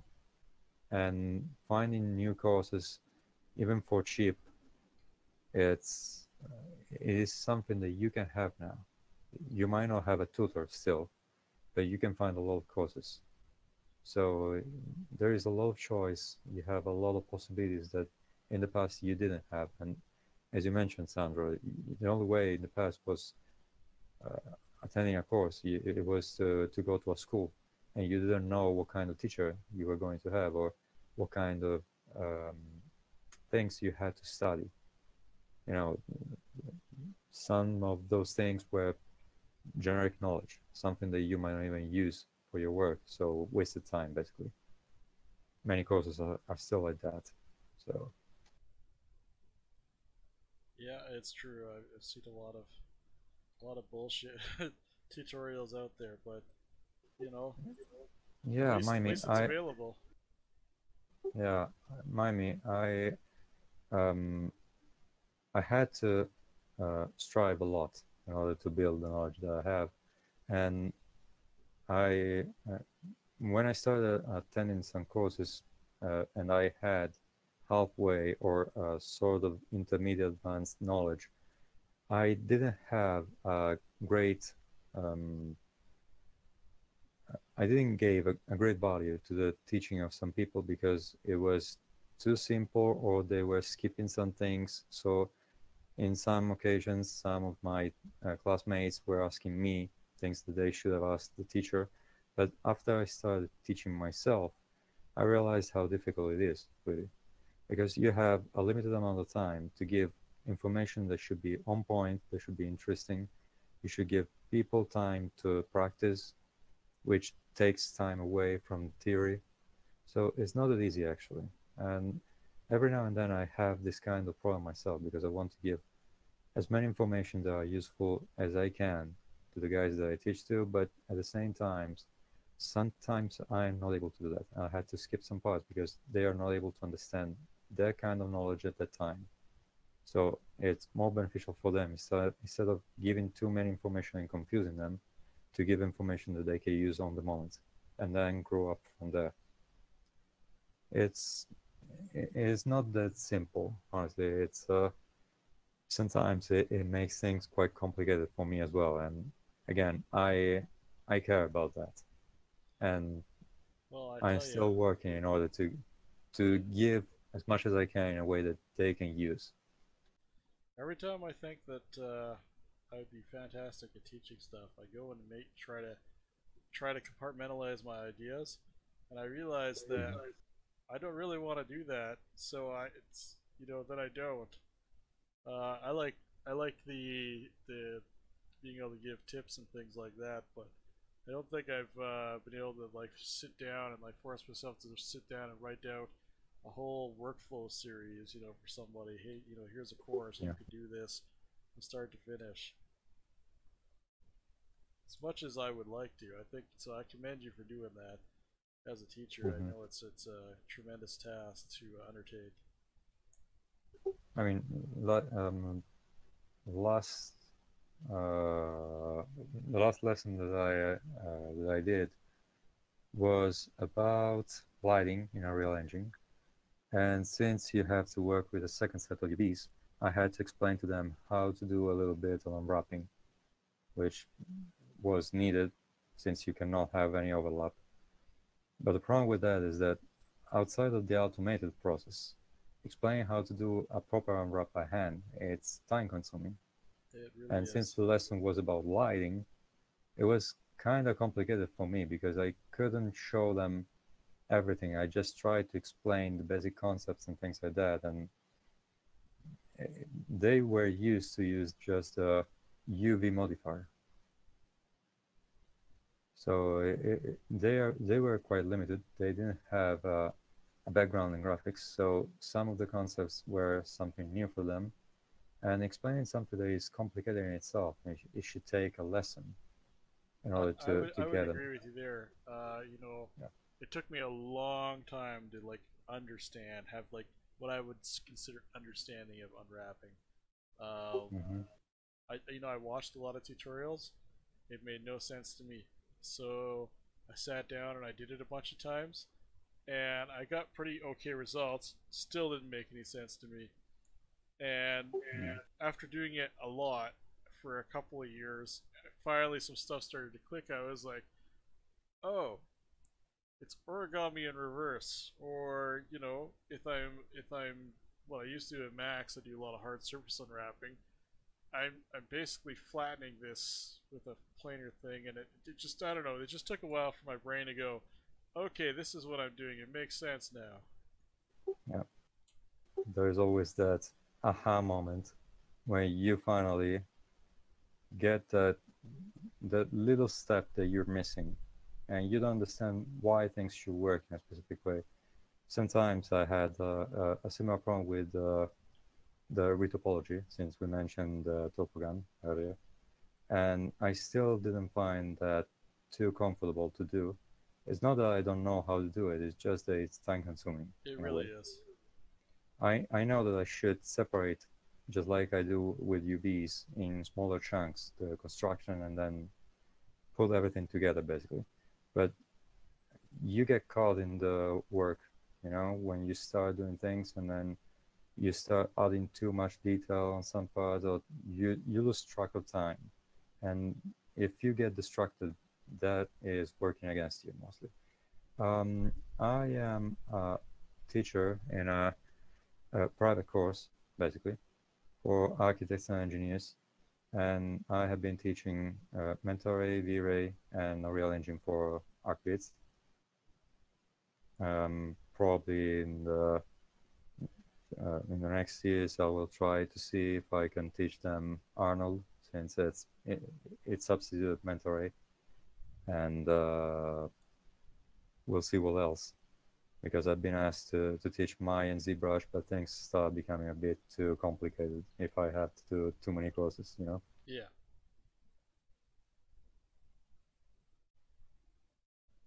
Well, Like Arnold I is had not that it took a while. complex actually. It's all compared to Mentor-Ray or V-Ray.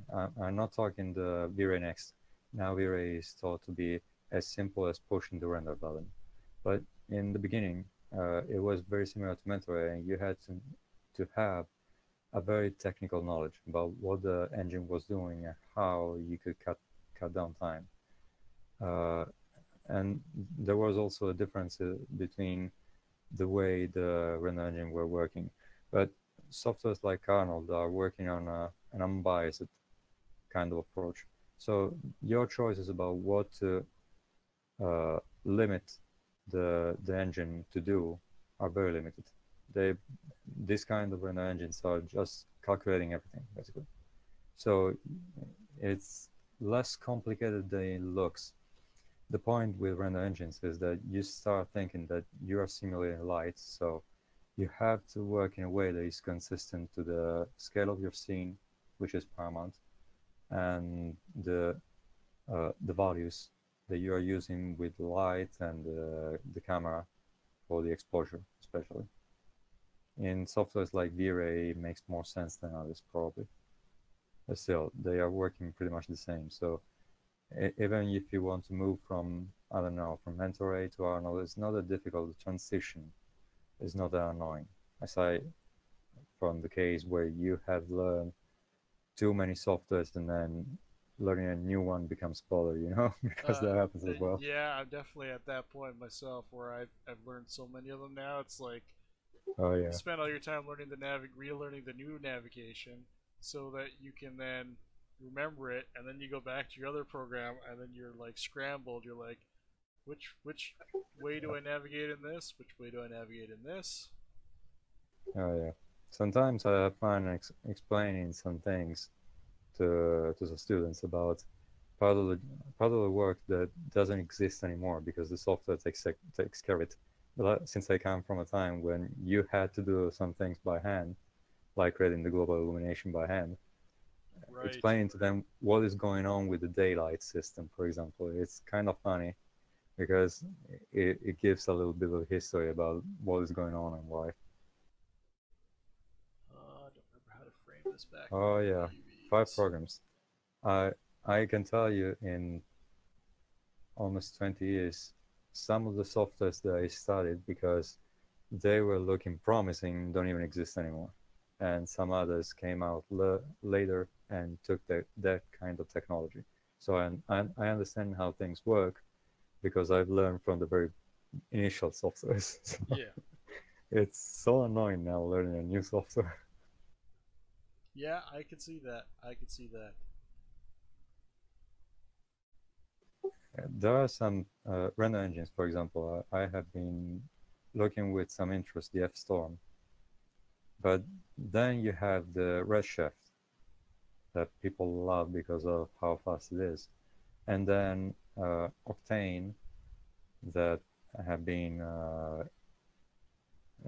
the company that is developing Octane have been bringing to a cause the F-Storm because they were accusing the programmer who had been working for them to copy the code, and he proved that it wasn't true, but at the same time they gained enough time to block the F-Storm project and release their version 4, which was groundbreaking for the technology, so they had the market still receptive to their new software. Well, so it felt more like a market stunt, you know, so that they could have enough time to release their version of the software because they were on a slump and they were developing new things.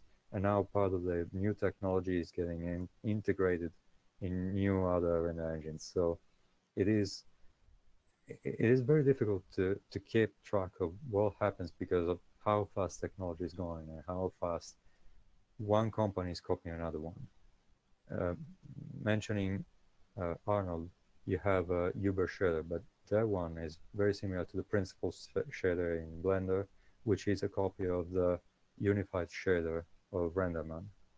And then we have the optics now with the denoiser, but the denoiser had been coming from the RenderMan again from Pixar. So you have a lot of new functionalities that many companies take and they just copy each other so that their new software is doing something more. It's at some point it becomes really annoying. And I know something about that because teaching Unreal is it's a real chore, since every year I have 4 versions of updates to explain. So it's not easy to keep track of everything that comes out and if I have to teach something new or not. Yeah, I can see that. Well, one of these days I'll have to pick your brain on some of these rendering softwares, because I'll tell you what, that's an area I do not know very much about. I know enough to get my stuff rendered, and that's about it. Which might be enough, honestly, but I think that something that I do understand, Max has some tools that I do prefer to other softwares, just like I have some tools in Blender that I do prefer to other softwares. Same for Maya. Everyone of those tools have something that I do like or I would like to have on a single interface, but you can have everything, I guess. Yeah, be nice though. On the uh, on the bright side, it is still a way to keep getting track of uh, keeping track of what's going on and how some softwares are updating if you get some new tools and things like that. For example, with Maya, I'm a bit behind schedule because I'm not looking at the new tools that have been implemented for a while now. So I should keep up to date with that a lot. In the last few years, I've been uh, looking more about 3D Studio Max for teaching and Blender every now and then when I was working on uh, how can I say, working for cheap, Yeah. you could say, or something. When depending on how much you're getting, you can justify taking a license. You cannot pay that and work at the same time. So in those cases, you have to work with a software that is as cheap as possible or free as possible. Either one line, but still. No, I get you. I totally understand where you're coming from with that. I mean, it is what it is. In terms of it, you got to make a buck. Yeah.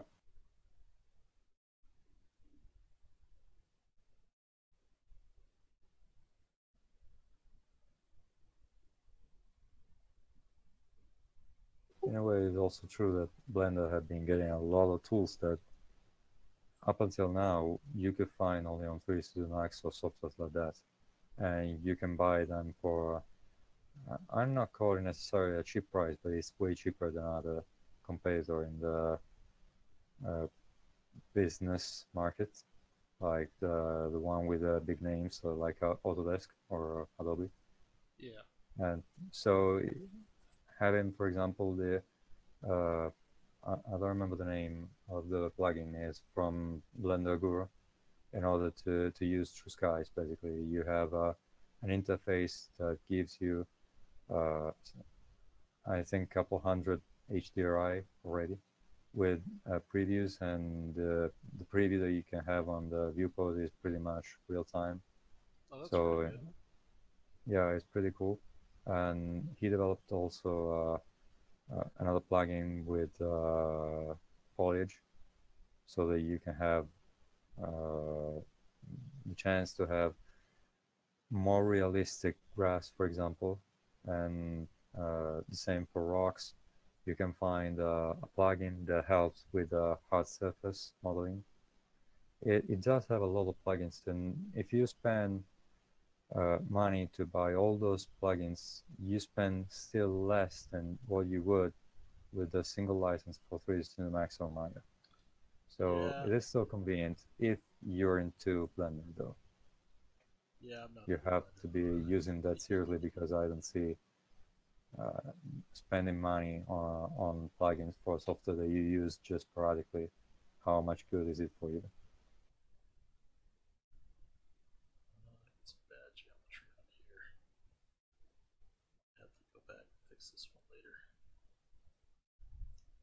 Let's let peel out there.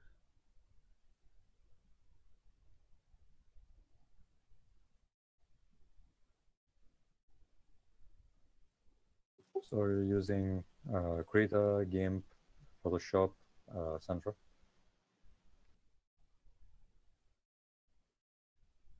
I mean, when you sketch or illustrate.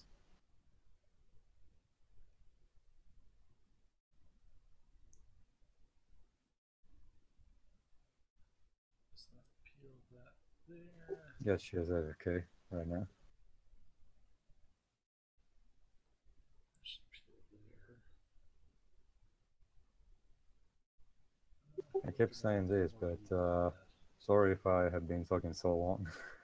Oh no, that's all good. That's I like that very much. Then I don't have to sit there and think about what I'm gonna say as much.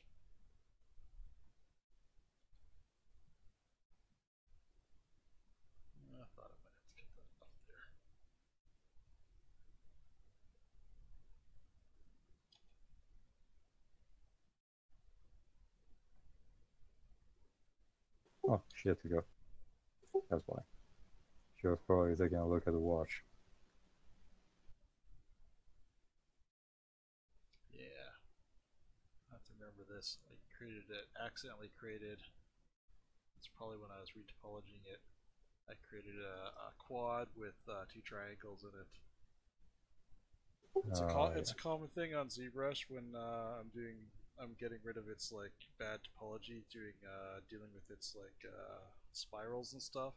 When you take care of them, its solution, because it doesn't like to deal with it only does quads and triangles, is it'll split a face and you'll get a face with a quad and two triangles. And so I look for that usually, and I'm pretty good at getting rid of them. But yeah, see that my my camera's like lit up. My every time the wind blows, it blows the curtain a little bit. When it Yeah, blows I it a noticed there fair was bit, some kind of divine halo on you. yeah, that's the sun from the curtain. Yeah. For a second, I thought it was your spirit. You were hiding, something like that. Yeah, I'm slowly dying. That's I was tempted to take the old meme of Doctor Strange. Master, teach me. that's what we're doing right now. We're doing the Master UV course. Oh yeah. I'll get that blank there. So wrap that around there. I should get that one done. Crop.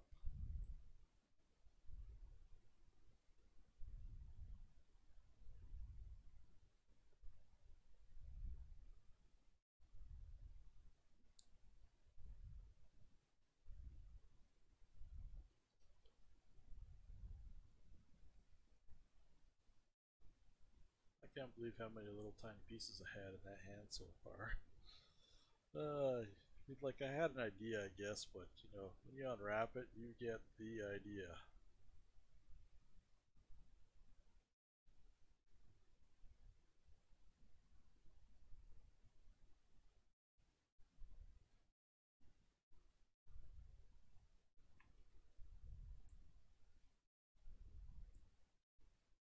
Gosh dang it.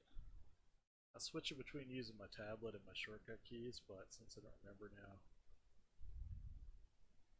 or what this key was, so I'm trying to use the keyboard a little bit. Just trying to think ergonomically. I can't remember this one shortcut command here. Keystroke. Shift B, that's what I was looking for.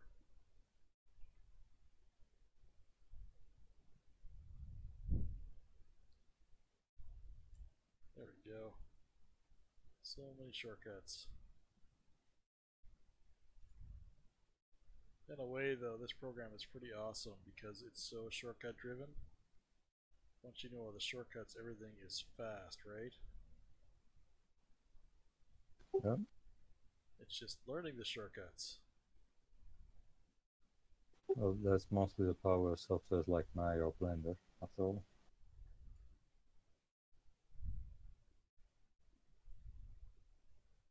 Well, we've got a kink.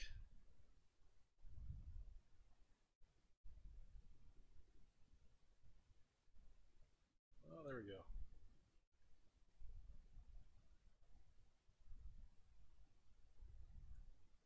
You got so many clovers. So many what? All these UVs are clover shaped. Yeah. Yeah, it's all the cylinders, right? Yeah.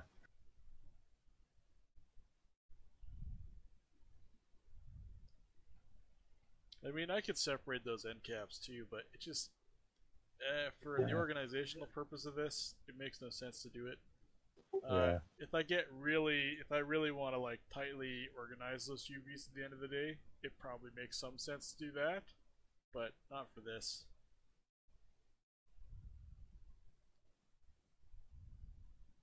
Yeah, well, after all, you're just separating parts so you can play Tetris in the end, so Yep. yeah, it's good. that off there. Have that roll back like that. And I want this to peel off. There. And I want that to come over there like that.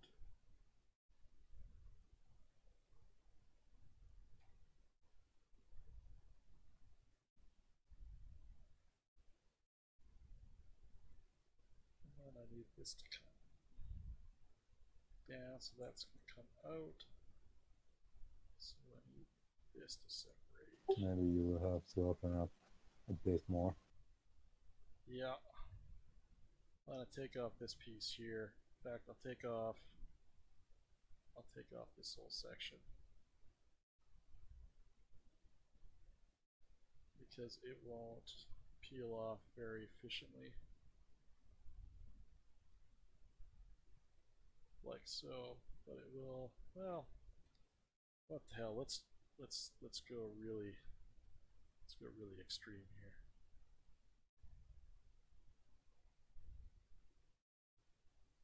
Let's try to make this all into one big UV.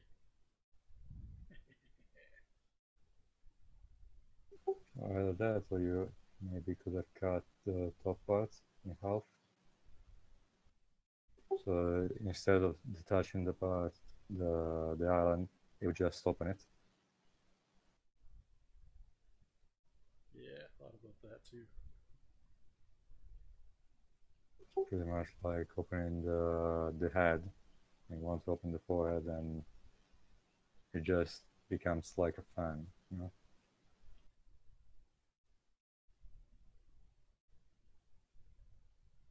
So that's going to peel open. Let's see how that does. That did pretty good, actually.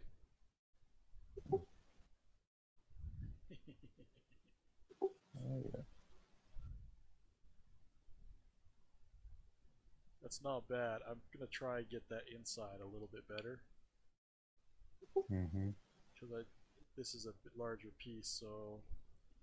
But I think I can just manually grab some of this stuff here and just adjust it just a little bit.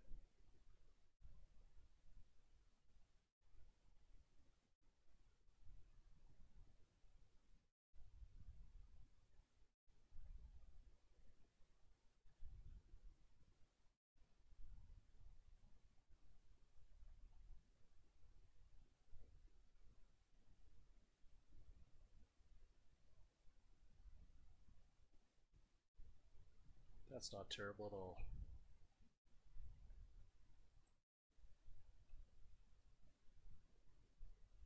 That won't even ruin my day.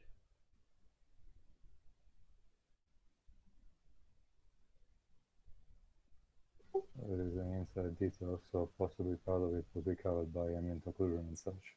Yeah, well that just did it. But it depends on how I pose her, right? So think about that too, but probably that's not going to be seen in the major part of that distortion there. So it's pretty good.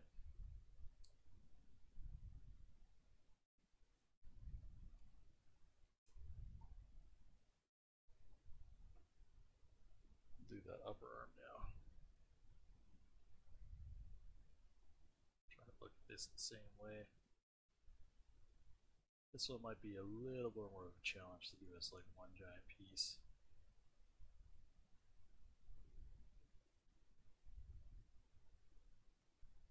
Be a lot more efficient if I peeled off some of these pieces here.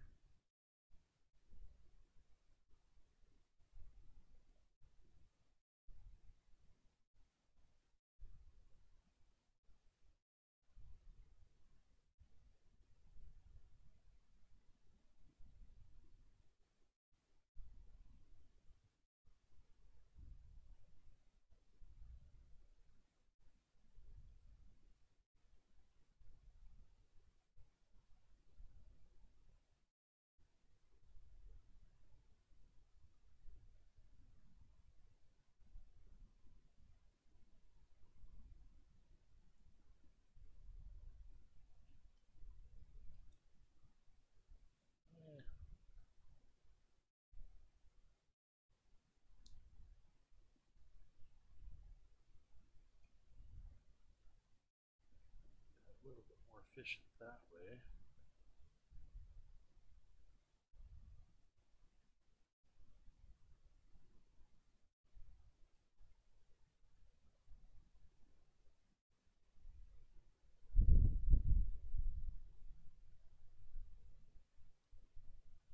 Peel up.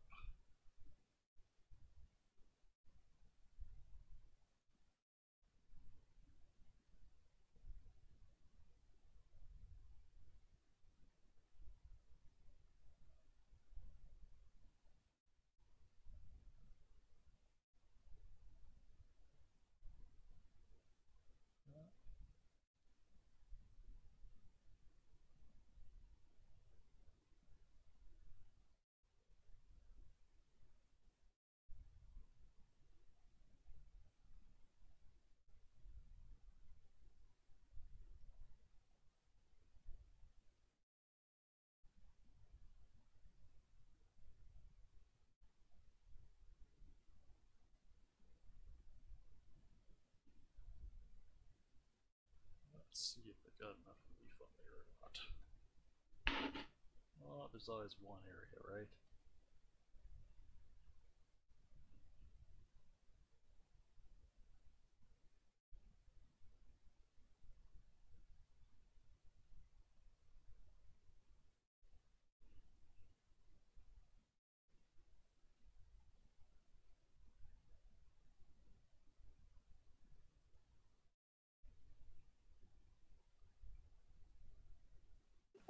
Looks like the relax works quite well as well. It does. Pretty much saves my day. I've always I really had some gotta get in issues here, with I some relax brushes. Usually tends to mess things up a bit instead of helping.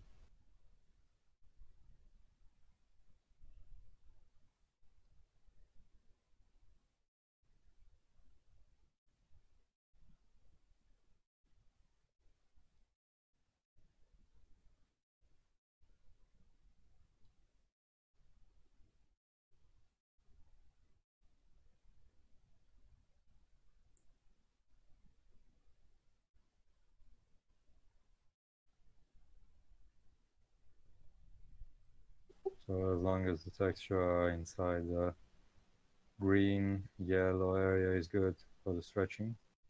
Yeah, we're looking for green as kind of the ideal color. So I don't usually, but these are some of the bigger parts, so I'm trying to get them a little bit more efficient.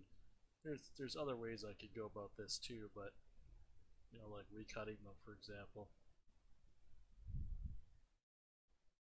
But in this case, I feel like I can kind of massage the result a little bit, so we're trying that out.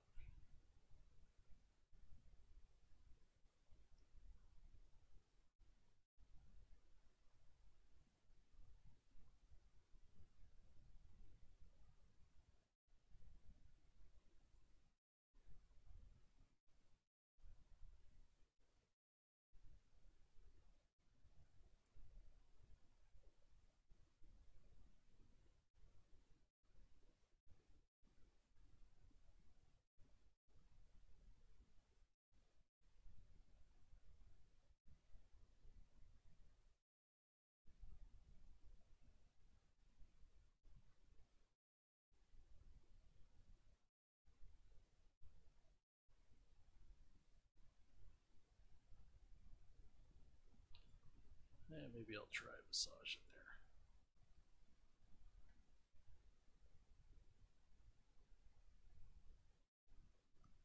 Yeah, it's really what the best result I'm going to get there. So I'll get that once distorted face.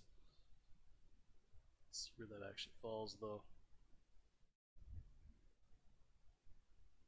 Yeah, can't even see it. So I'm not worried about it. Mm-hmm. That's pretty good. One of the other things I like about Hedis, it's ridiculously stable. Pretty much, if you can load something into it, it never crashes. That is something that doesn't happen often with a lot of softwares. I know, right? Like, don't get me Oh, wrong, I've really. had crashes in this program, but they're so rare. Hmm. Alright.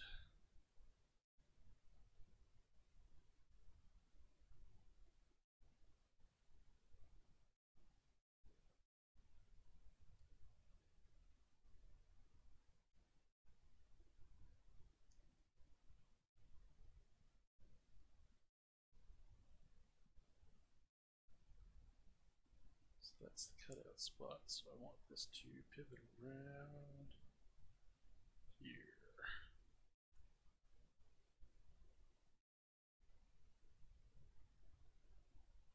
Maybe right there, actually.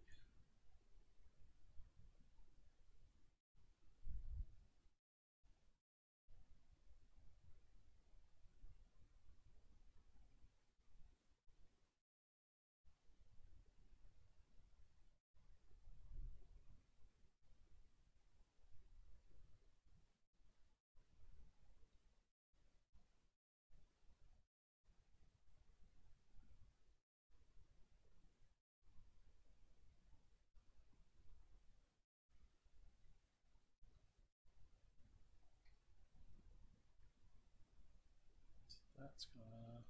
Oh, what the heck did I do there? Oops. Put this all on the wrong line.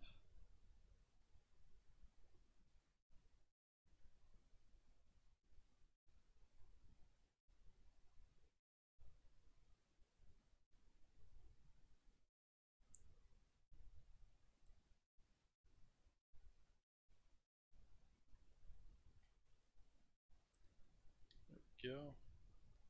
So that's gonna pop out of there.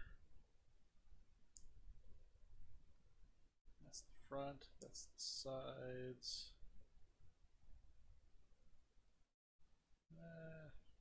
Not as confident with that.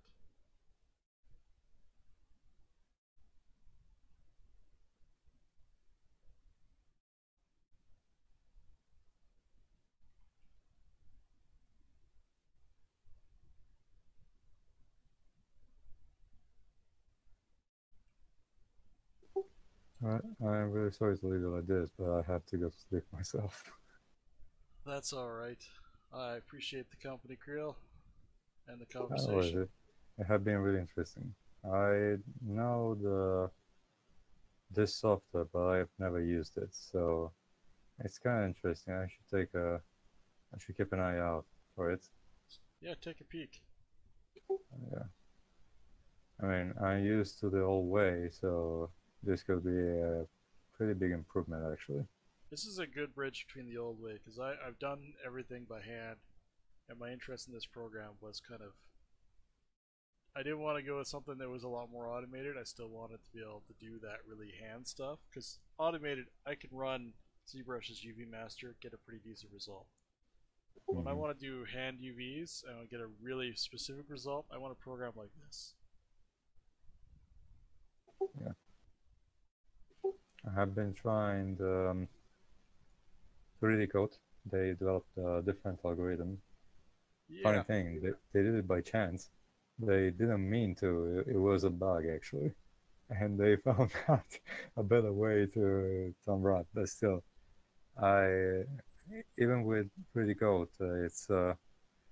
it is good, but sometimes it's not as consistent as well. So this look kind of interesting. Yeah, I'll take a look at it. Cool stuff. alright. Well, we'll see you around then. Absolutely. Thanks for the heads up, man. Well, you're welcome. Good work. Thanks. Yep.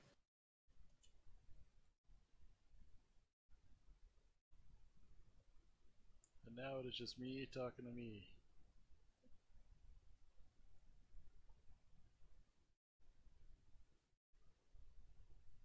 And all of you who may or may not be ghosting in Twitch as it works out.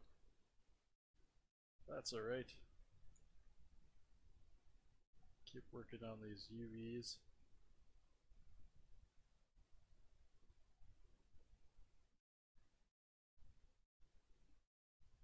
these junctures here. This just allows the mesh to get some relief when we drop it. Otherwise, those corners would be areas where the mesh would just pinch up. We don't really want that. We want to make it as quick and easy as possible. I do all my cylinders pretty much the same because it works.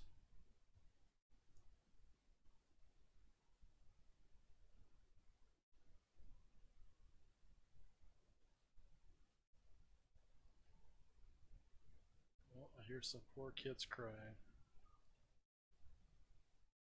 Somebody's having a bad day. Doesn't pick up on my mic though, so you guys don't get to hear just how bad their day is, I guess.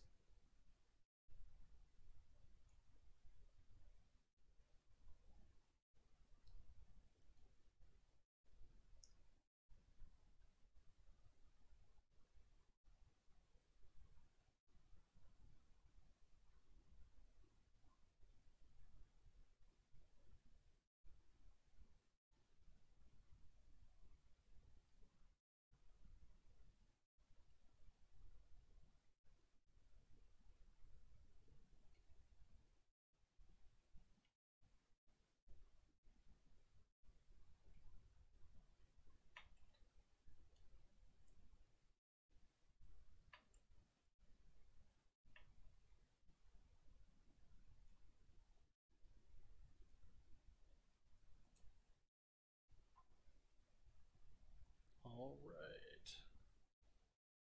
It's been a pretty successful session so far, as we've gotten through just about half of this, especially the really dense arm. I got a lot going on in that area.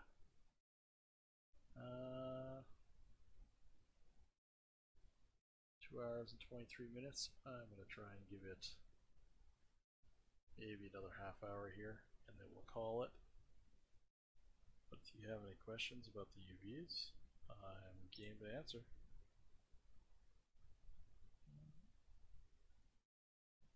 That was the pommel.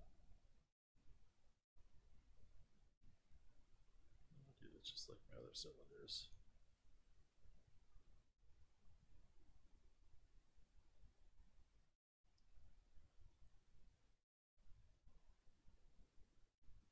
Oops.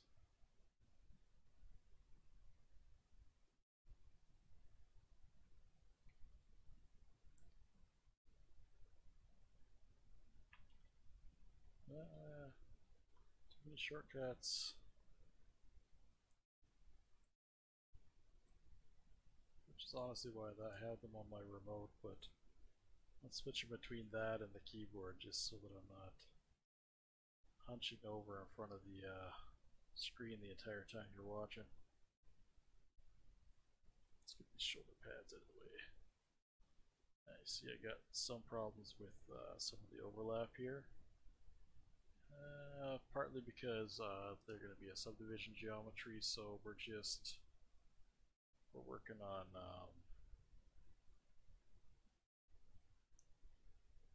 it'll be a more specific round shape, but this will allow me to subdivide the UVs as well. So what I'm going to do is I'm going to peel this inside geometry.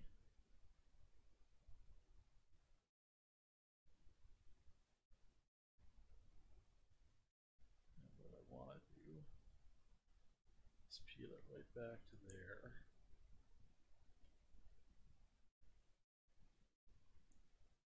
I want to make sure I get rid of stuff like this. Well, it might be sooner than that. My wife's calling. Just one moment, guys.